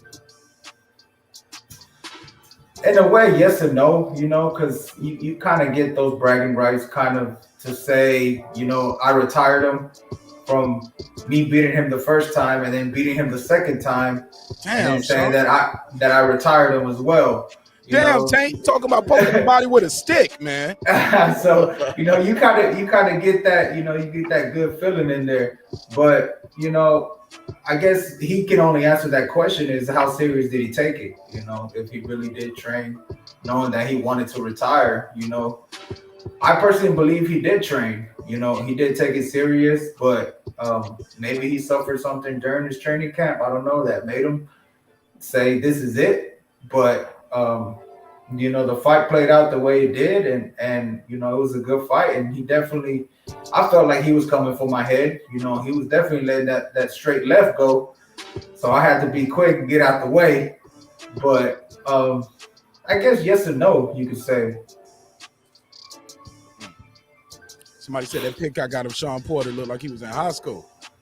Yeah, look, because I'm going to tell you guys, too, another reason why I think Sean Porter is going to bother Sean Porter. That counter punching of Bud Crawford, I think the weight, low key, you can say what you want to. Sean Porter, yeah, he always come in shape, but he's been at this weight for a long time, bro. That's a long time, and he's been in some wars. People say he's battle tested, like he got a better resume, but I'm gonna let y'all know something. I don't put the job on my resume that I got fired from. You put that on your resume? Yeah, actually, they caught me taking some checks out the cash drawer. You know what I'm saying? Yeah, but I won't do that here. I promise. Nah, man, you don't put the bad shit on your resume. You only put good things. But now we counting the losses as part of his resume. Granted, they were. Well, that counts for experience. Yeah, you might be right. There are many sound bites that he said he guarantees a victory. I think I sent you a link of one of them. What he's supposed to say, though? I've also heard him say, even if I lose. Right. Those things don't go together. I guarantee. And then even if I lose. How's that in your head? That should be. Go ahead, Sean. The only thing I can say on that really is like, I'll just take it from my personal experience. Me losing to For Sure Fire D, I'm glad I lost to a guy who won a Golden Gloves in a major, huge city of Dallas than losing to some guy who I was supposed to beat. So only credit to Sean Porter is, yeah, he may have lost some of those tough fights against better opposition, but that's better than him losing to a bum, right? Well, it's better than him losing to somebody he should have won against. So I kind of see it where he's coming from too. He's got the experience. He's been in there with top guys, and just because you can't win them all. Boxing's a 50-50 sport, so you're gonna lose some, you're gonna win some, unless you're Floyd Mayweather Jr. So I don't know. That's my take on it. If that makes any sense. Hey, my guy Cooking with Sir Senior just pulled up. Hey man, we got two of the winners of Border Wars. Got a guy right here with his 2 gold medals on. You see him flexing 2 chains. And you see the unified 2-division champ in the back. His name is Tank. Yeah, man. Shout out to you guys, man. I appreciate it. Salute, bro. I was really watching y'all fight, man. It was amazing. You got any questions for the guys about the Border Wars experience, or did you want to just get in on some of this other boxing talk? Y'all answered most of the major questions I was asked. I wanted to ask though, what motivates you to get in the ring? Well, for me, it's kind of helping me stay in shape. Like I said earlier, I was 250 pounds. I was depressed. I was pre-diabetic. All type of stuff, cholesterol high. So for me, it's like you get to do what you do. You get to do what you love in boxing, and it helps you stay in shape. So to me, it's the best of both worlds. So I've definitely improved a lot in my boxing skills, and it's definitely helped me, you know, stay in shape. This is the leanest I've ever been. Same question, Sean. Like, what motivates you? Other than wanting to be the king. What other than Sean said he wanted to be the king of the motherfucking Kane. Sean Kane Jones. Marvin gave the answer I expected. Very humble. He is the people's champ. Shout out to Marvin the Tank Furman. I'm gonna give the opposite. I do agree. It helps me stay in shape. I love to compete. I've always played sports growing up, but to be honest, I want the clout, man. I'm trying to make a name. I'm trying to get me a Jake Paul fight. I'm trying to get paid. Okay. Mark, you better get on that banner. Put a banner up there with him and Jake Paul doing a face-off. Oh shit! I need to get on my job, bro. I'll try to put one together and send it to you. You put it up. You can put it up there. Bro. Hook me up, man. Hook me up. Let me get you guys' take on this fight that's going down tomorrow. Joshua Usyk. Are you guys excited about the fight? Do you not even care about it? It's a far-gone conclusion of what you guys think is going to transpire. Sean and Tank the Champ. Please take the lead. I think I'm gonna watch a fight because I got it for free on DAZN, right? I'm already paying for DAZN, so I'm gonna watch it. And it's a heavyweight fight. I'm a heavyweight, so I'm gonna watch it. I like AJ. Some people kind of draw similarities between me and him. Not only looks but fighting wise. Sometimes, you know, whatever. But I'm gonna watch it. I expect AJ. I expect AJ to do what he's supposed to do and beat Usyk. I think it'll be a good fight, but I think ultimately in the later rounds, AJ's going to show him why AJ's where he is at in his boxing career. Same question, Tank. Who do you like in that fight, AJ Usyk? Same. I like AJ. You know, I think he's going to display, you know, his talent and outbox a guy like Usyk. You know, Usyk is going to come and come for his head. You know, he's going to come and try and make the statement, but I think he's gonna be too smart. You know, AJ's gonna be too smart and just outbox him and show his skill. So, I got a question for you, Mark. Because I follow boxing, but you have your own show. You probably follow it a little bit more closely than I do. Do you think that AJ will respect Usyk the way he respected Ruiz in the second fight and just try to get in there and get the W? Or do you think he's going to take some of the risks you saw him take in the first Ruiz fight and other fights? Hopefully that question makes sense. What do you think he's going to do? Absolutely makes sense. Short answer, absolutely not. That was dangerous for him. And I believe Usyk might be more dangerous than what he thought Andy Ruiz was. Like, Andy Ruiz was cherry picking going bad. Mm-hmm. Oh man, that's when you get sour grapes instead of cherries, like, right? You know, it's but he handled the win. I thought he handled the win profoundly. You know what I'm saying? Hey, took my loss, got my rematch. You know what I'm saying? But I don't think he's gonna do that. I think he knows Usyk is more dangerous than that Andy Ruiz who beat him that night. And I believe when he fought in that rematch, he hasn't fought that other way again. Even when he fought Pulev, he beat Pulev, but he was definitely saying, I'm playing this safe. If I have to, I'm here to go 12 rounds, jabbing, holding, but I'm not going to put myself in the danger zone unnecessarily. I think that's one of the things they hate about Shakur Stevenson. They say he's a little too defensive minded, but I get it. You trying to swim, you know what they say, swim without getting wet. So I have no problem with it, long as he's successful. You know what I'm saying? I just don't like to see nobody get robbed, Sean. I don't like no robbery, bro. That shit boils my blood, man. These guys, like when I saw Michael Fox get robbed, he looked like he was about to cry in the ring, my G. And I felt it. Like you take something from somebody emotionally, you take something mentally from them when you steal a fight from a guy like that. And it's atrocious. You saying there's a risk of a robbery? No. I just don't want to see no robbery. Like, I just want to see a good fight. I don't want to see no boring fight. I don't want to see a bunch of jabbing and holding all night. It's a heavyweight fight. I want to see a stoppage. But never want to see nobody getting robbed. I don't want people saying something happened that was on the up and up. Because I remember when AJ lost to Ruiz, they was like, oh, the ref stopped it too early. AJ was fine. You know, he just was trying to get a breathe on the rope. Some people was trying to make excuses. I'm like, man, he was getting dropped. He didn't never get his legs back under him after Ruiz dropped him the first time. So I don't want no excuses. I just don't like excuses. I don't like to see no robberies. I just want to see a good fight. You know what I'm saying? If it goes to the card, it's a competitive matchup. I'm all for it. No robberies, though. I just don't want to see nobody getting robbed. And I don't think Usyk can let it go to the cards. He got to go there and try to stop this guy. He got to try to stop this guy. I don't think he's going to win a decision in London, right?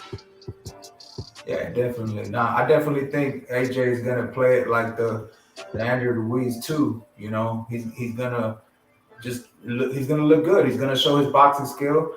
I'm pretty sure that you know, he's in a lot better shape than Andrew Ruiz.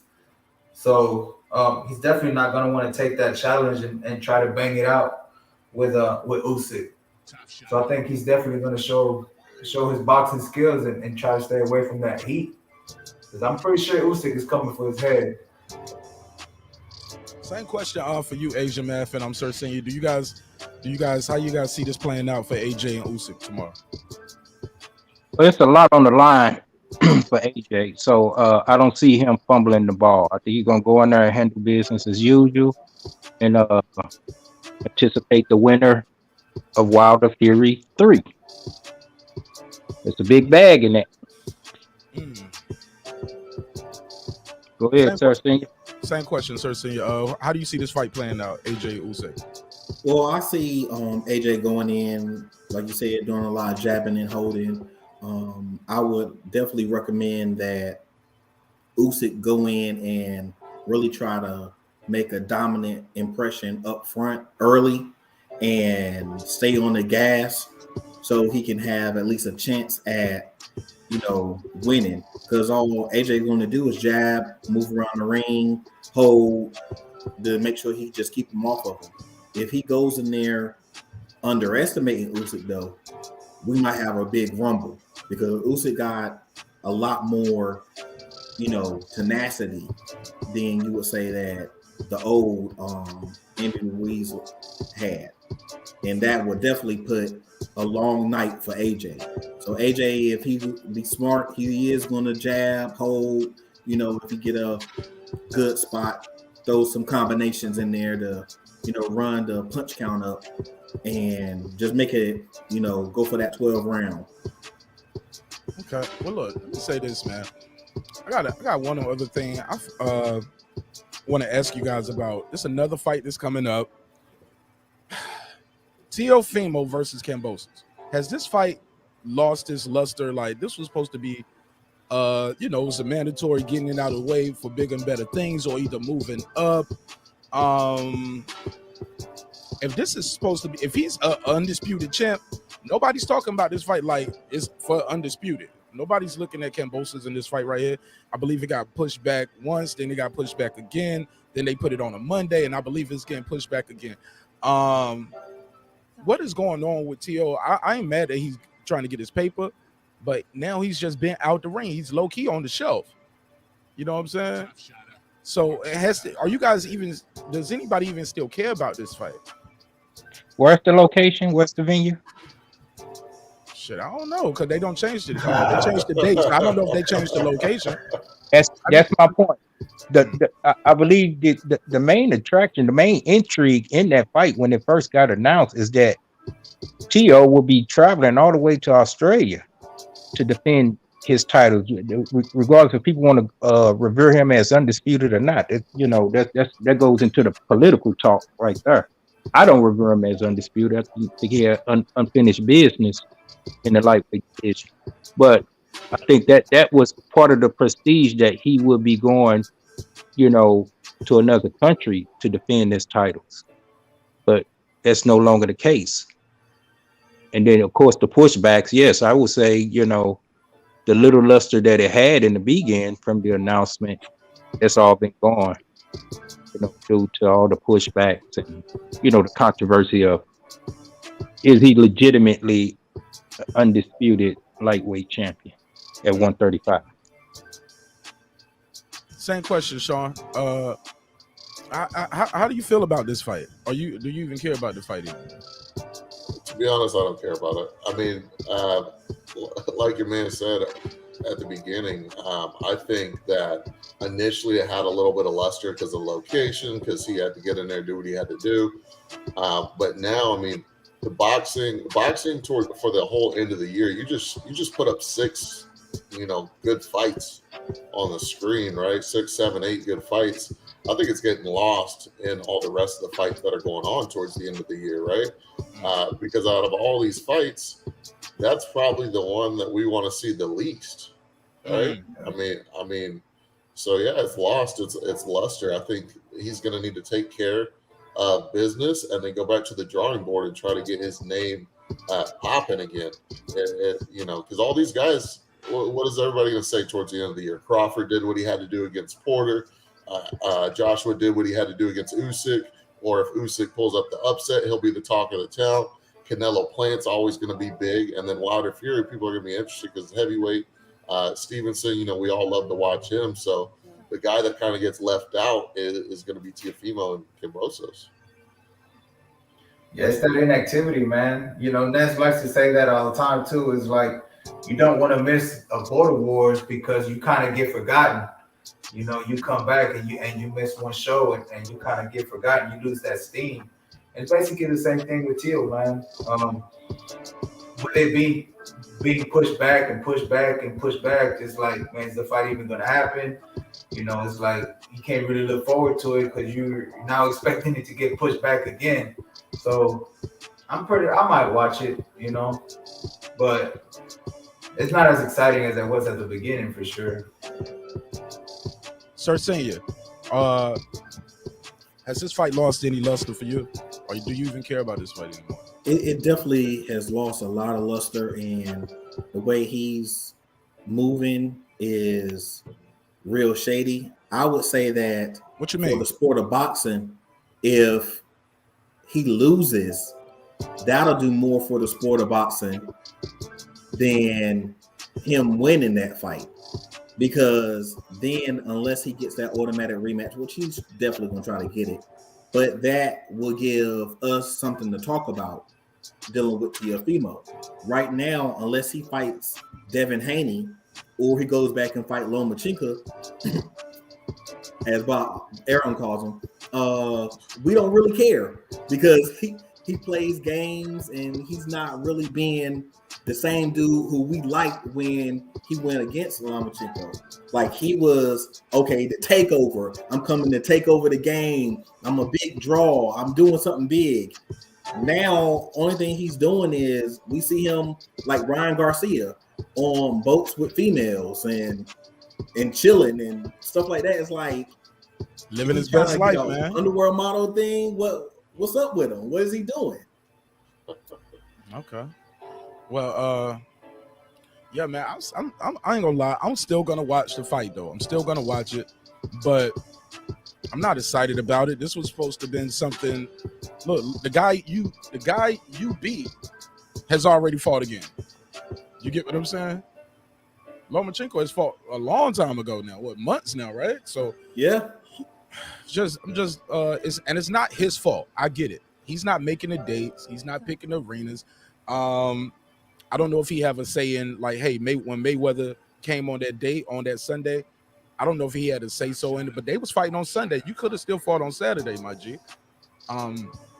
Yeah, and then you got COVID once they moved it off. So it's like, man, it's like, yeah. And Mark, yes, sir. Mark, just because your body's on the shelf doesn't mean your mouthpiece has to be.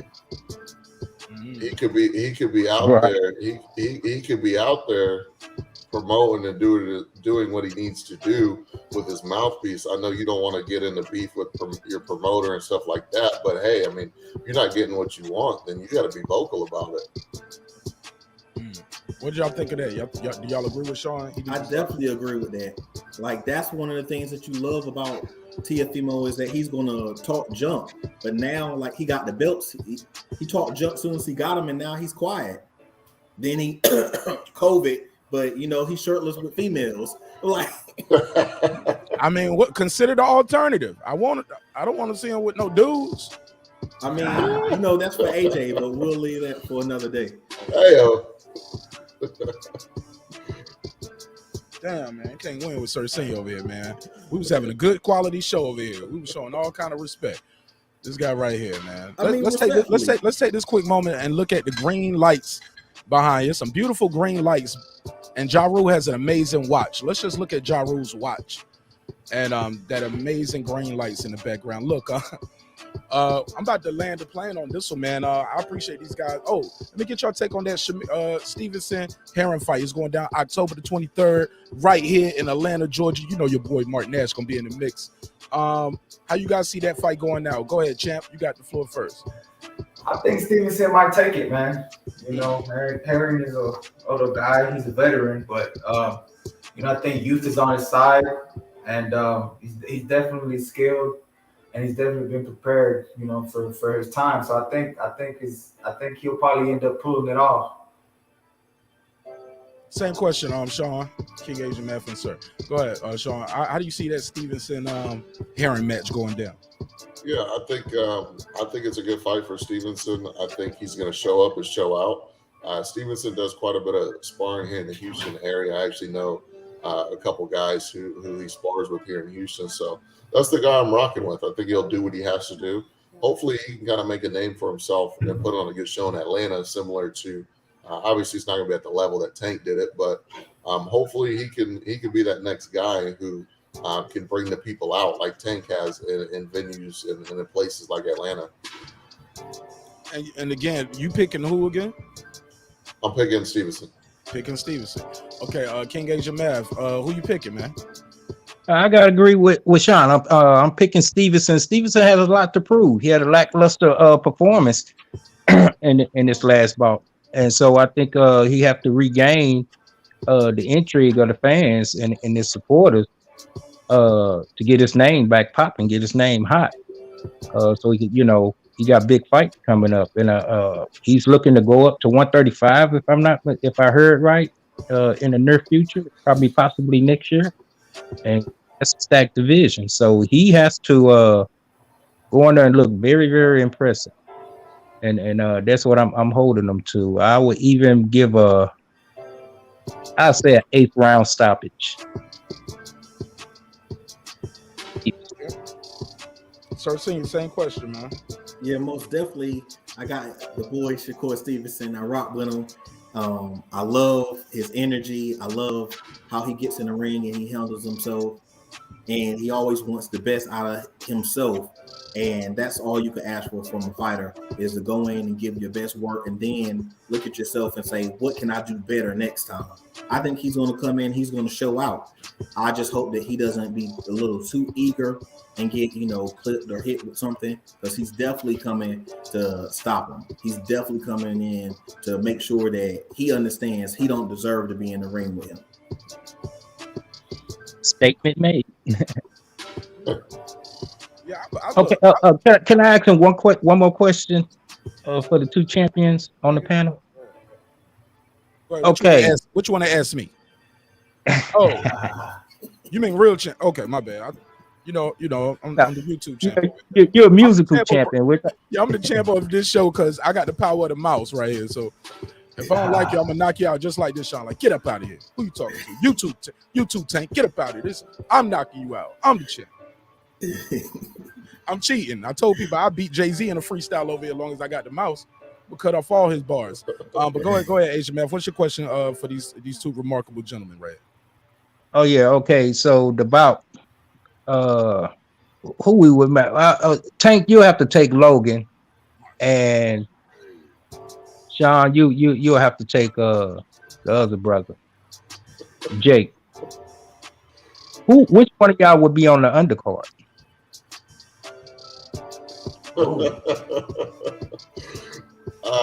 I mean, Tank's the champ, so right now I got to default to Tank, man.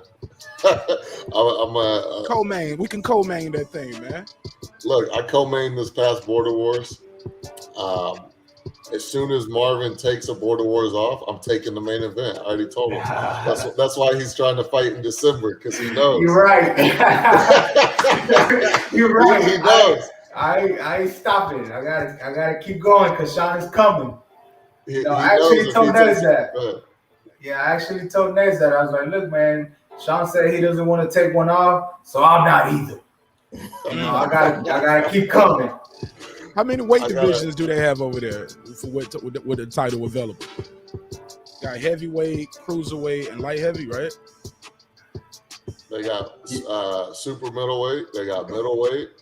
They got 147, and they got 130. I mean, they got all of them. Everything that pro fighters have. Do y'all have a champ in every division though? Is it a champion in every division? No. No, we just have one at light heavyweight, a cruiserweight, and we don't put have all one. his bills. And we don't have one at heavyweight yet, but that's Sean's next move right there. So Sean, are you expected to have a title shot in December? Damn, put me on the hot seat. Marvin, it's about to get hot in here. Watch out. So I'm gonna use this opportunity. I'm gonna use this platform to call out Mr. Chino Rivera. He is the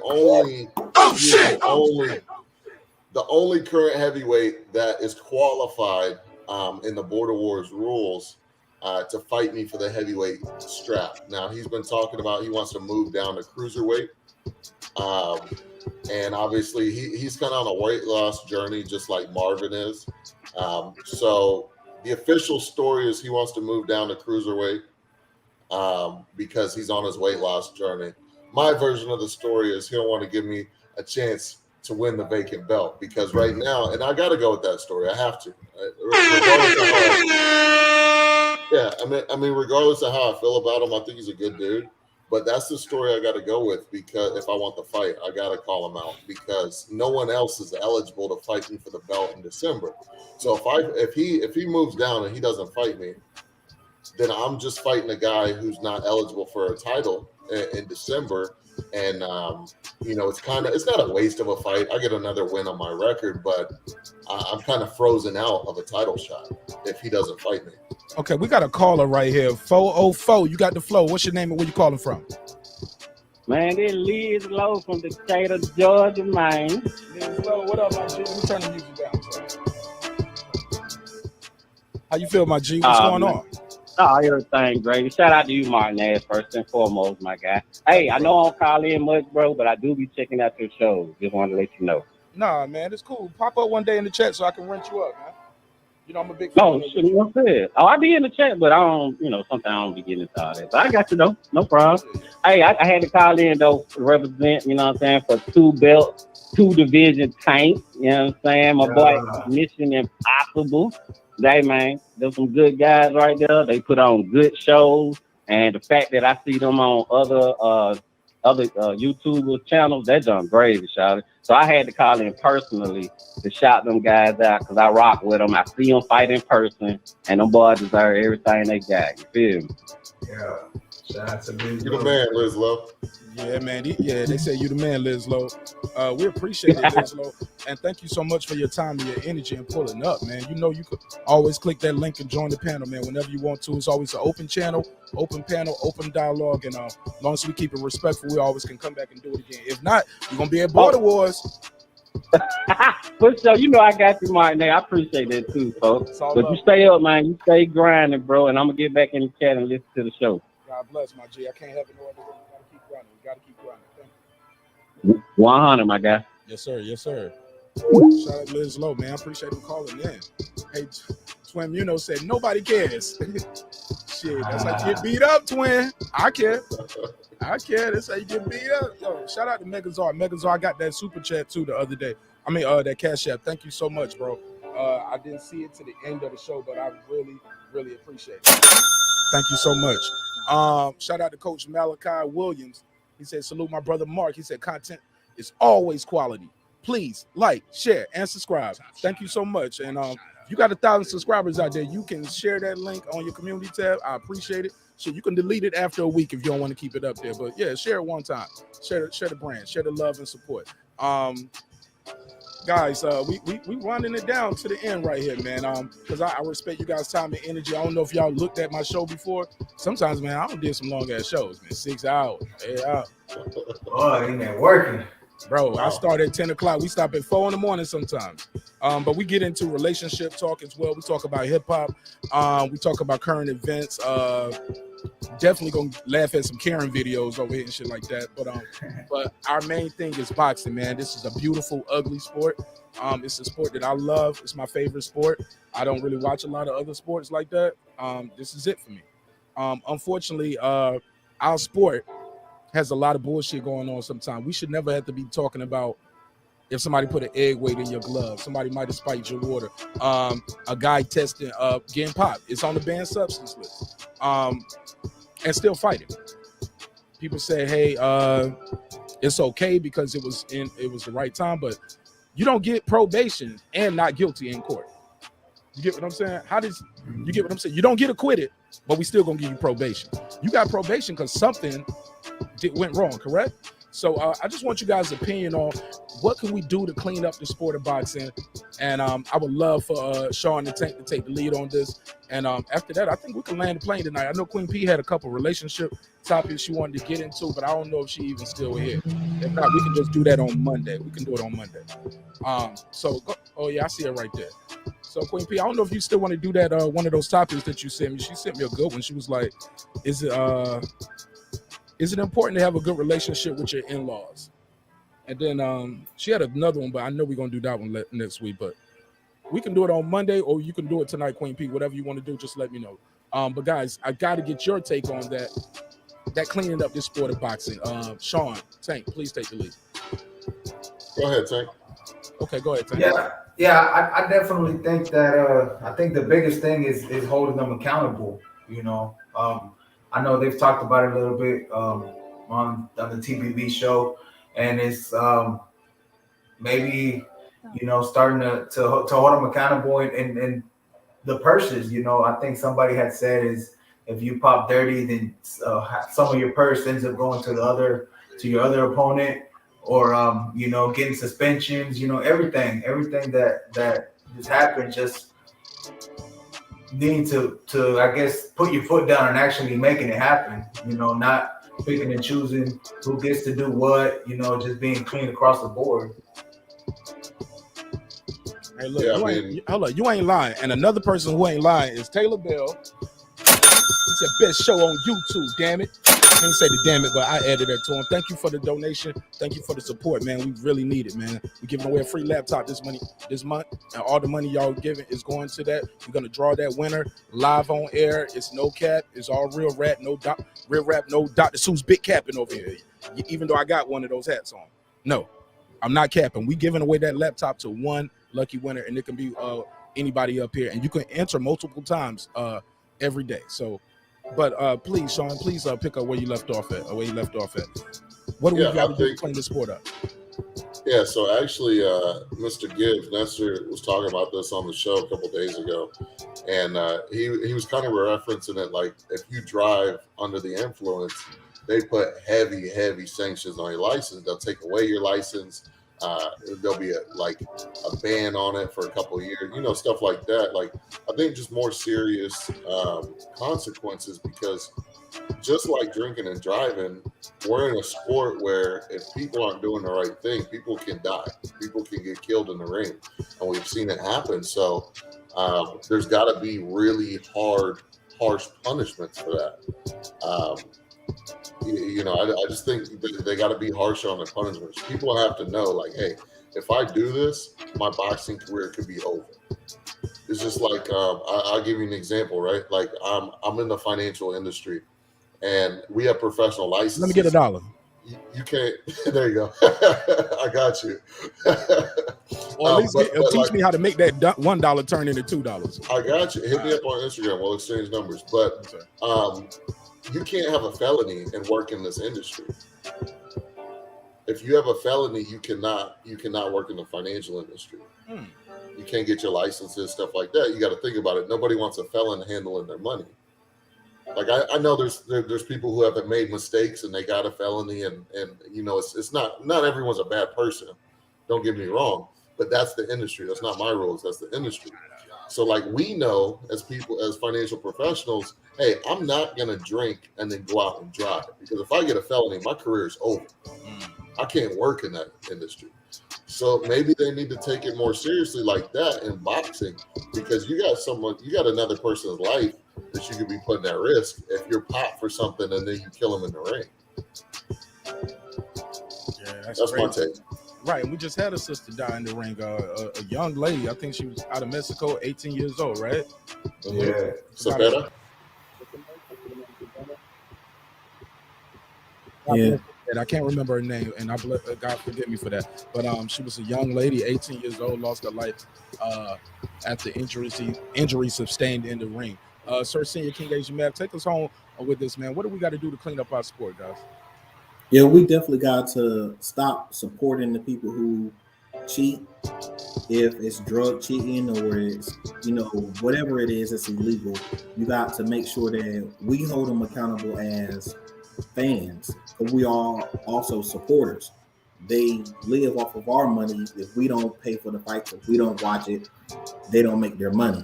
So we got to be more, strategic about that and support the ones who are doing it the right way, the ones who are choosing to be clean, the ones who are choosing to respect the sport that we love. And that's going to be the biggest thing right there, is going to start the change, and that will promote the promoters and the sanctioning bodies to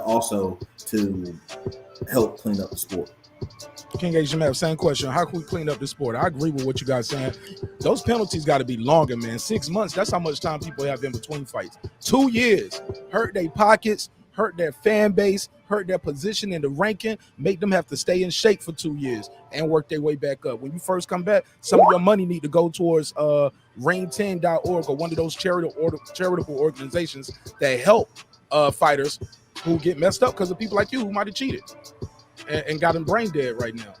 Or but we got to stiffen those penalties when guys be like, damn, what happened to Mark Nash? I ain't seen him in a wild fight. What happened to him?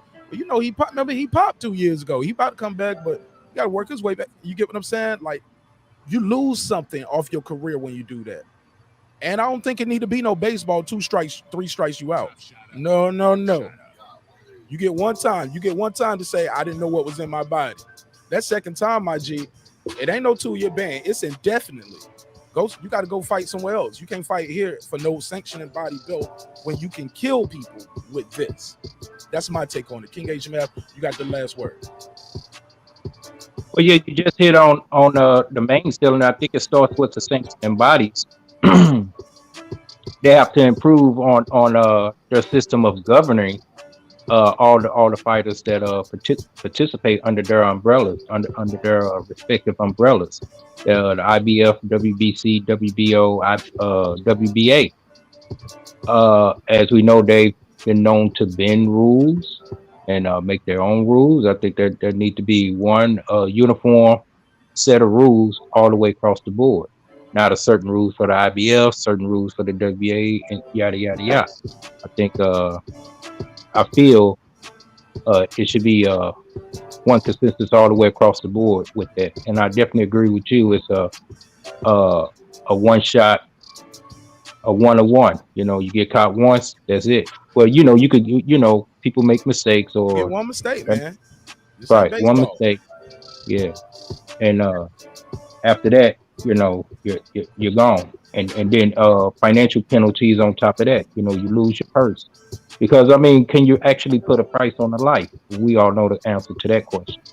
So I would like to ask them, are y'all to the 2 champions there, Tank and Mission Impossible, are y'all concerned of an opponent that might be subscribing to PEDs? Good question. Because you guys ain't doing no vital testing, right? Yeah, I don't think so, man. At the level that we compete in, I don't think guys really need to go to that extreme, you know what I'm saying, to get a win. But that I guess it's case by case scenario, But I don't think the guys that participate in border wars will go to that extreme. Yeah, I don't think so. I hope not, because that's definitely, checking somebody's character. If you got to go, take some PDs to come win a a fight in an exhibition or an amateur event. But they Yeah, starting man. early. Yeah, I'm about to say they start there. These guys start, they do it there, and then they go off to the pros. They don't just walk in there the first time. Let me inject this right here. Yeah, there's been some Olympic guys getting popped. Yeah, that's a learned behavior. That's a learned behavior. And I just want to add to what Asian Mel said. Got to have uniform body rules. Like how you say, hey, this is governing, no standing A count. Only the ref can stop the fight. If the fight is stopped by this point, it's going to the cards from the hip. You know how all the champs, they do that? Same thing need to be with those tests. That need to be in the uniform rules. But Sean, same question though. You ever thought somebody going to come in there juiced up? Because you the king. You trying to be the king? They might take some shit. Sean is a heavyweight. How tall are you, Sean? 6'1". Yeah, man. I'm gonna have to get that Shakiri pack, man. I'm gonna be on that Shakiri Richardson, man. I'm being that big. How about you? Well, 220. 220. Yeah. Pump it up. Give me some of that Barry Bonds juice, everything. I'm gonna be over there with Vic.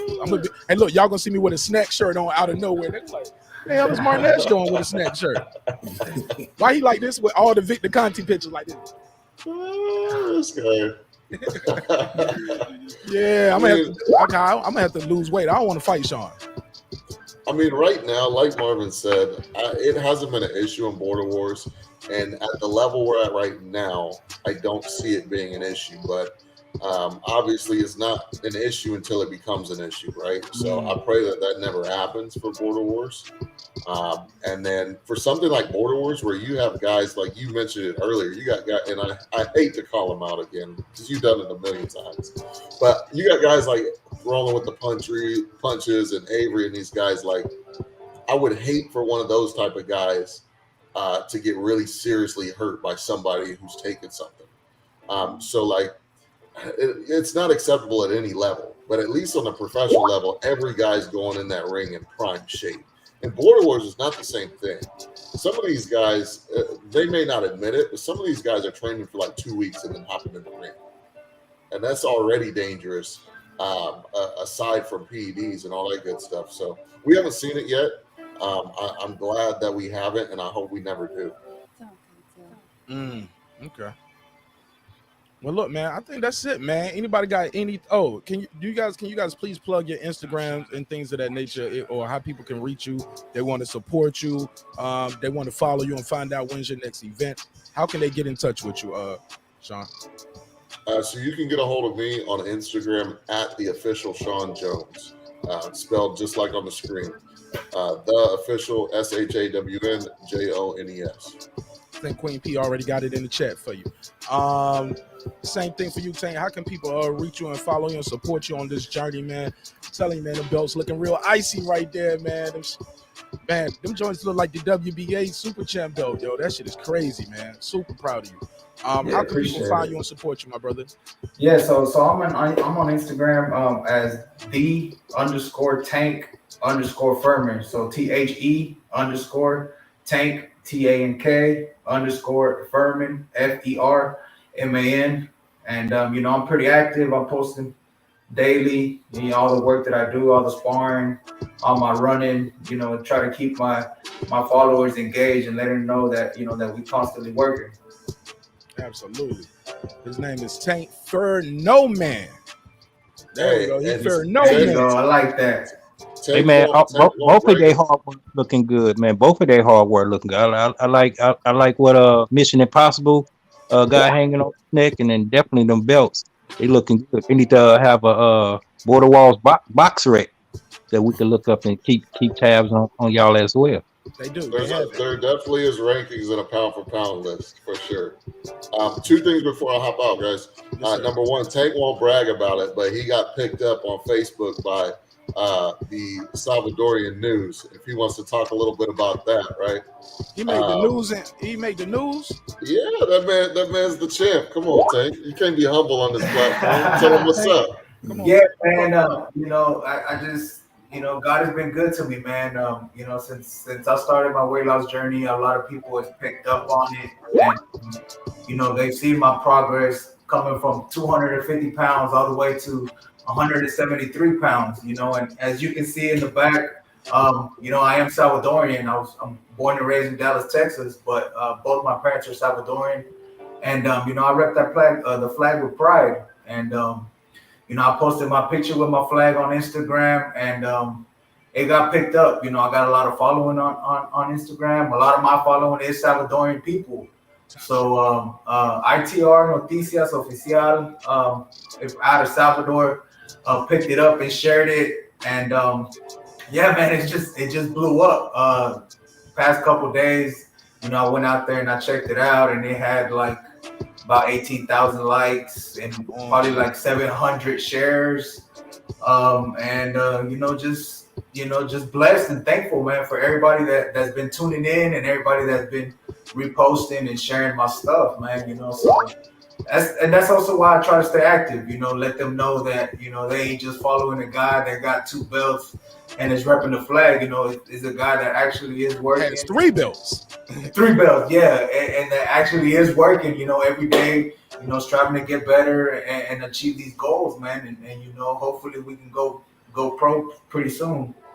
Hey, man, I'm rooting for you, man. Let's go pro. Let's go pro. And when you do that, let's set up another interview and come back, man, so we can talk about your debut, man. And I'm all for it, man. Sean, love your energy. You said you had 2 things. That was one. About making the news. What was that second? Yeah, the second thing was I just wanted to say thank you, Mark, for bringing us on the podcast, on the show. When Ness said that you wanted Marvin the Tank Furman and Mission Impossible Jones, I was ecstatic. So thank you so much for having us on the show. Thank you to our other 2 co-hosts for hospitality. And I hope you guys grow and have nothing but success. Hey, man, it was a blessing and an honor. Yeah, salute to both of y'all. Continue to be great, man. We following you all the way. Absolutely. I got the text from Ness too. He was gonna pull up, but he got the dates. We got the dates mixed up. I thought he was gonna come here with you guys as well today, but that's some miscommunication on our part. No problem. This was super dope, super good time I had here chopping it up with y'all. Anybody got anything else they want to promote before we go? Sir Senior, King HMF, anybody want to promote anything before we go? Just want to say, not if, but when they get the Paul brothers fights, I'm picking both of y'all to win. Big money on them. Already. Thank you. Most definitely. And you can find me at Cooking with Sir Senior. I'm always cooking, if it's home cooking or food for thought. I would love to have both of y'all to come up there and share something, a recipe that means something to your life. That's what I do on my show. Okay. Beautiful. You're gonna have to check it out. Shoot, I lost my train of thought. I was gonna say, if any of these clips go viral and we get the Paul fight, we're gonna have to give you guys a kickback. I like you, Sean. Now, this man knows his finances. That is spoken like a true financial investment, knowing his money. He know about that money, because if not, I would have been sitting over here watching you getting all that money. I would have been sitting like,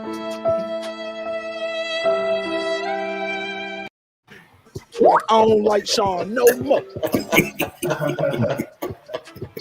Hey, look, but hey, Tank and Mission Impossible, he joking. We over here, we put the purpose before the profit. So we just want y'all to be great for real, man. We know what y'all hard. Like, that's you, not me. I want to get paid too. I don't want to do the show no more. It's over. It's over. Hey, look, man. Thank y'all for your time. Thank you for your energy. Nah, man, I get my 10%, yo. If they making bets on the show over here, I take the clip, I email it to you, I email it to the other person as the receipt. So you owe him $100, and you owe him $100 if Caleb Plant wins. You get what I'm saying? So yeah, but I need my 10% from the winner. Just look here, back to the church. Pastor, look, Deacon needs a new robe and a new Cadillac. Thank y'all so much, man. It's been another great episode of Breaking the Beats, where we break down business, entertainment, art, technology, sports, and anything else I feel like squeezing into those letters. Remember, y'all, it's a hip-hop political sports show with a comedy twist. We like to let the jokes fly because life is serious enough. Remember, dreams require sleep. Goals require effort. Go out there and get your goals. I'm about to go ahead and get some chicken wings and go to sleep. I love y'all. I'll see y'all on Monday. Peace. This that squad.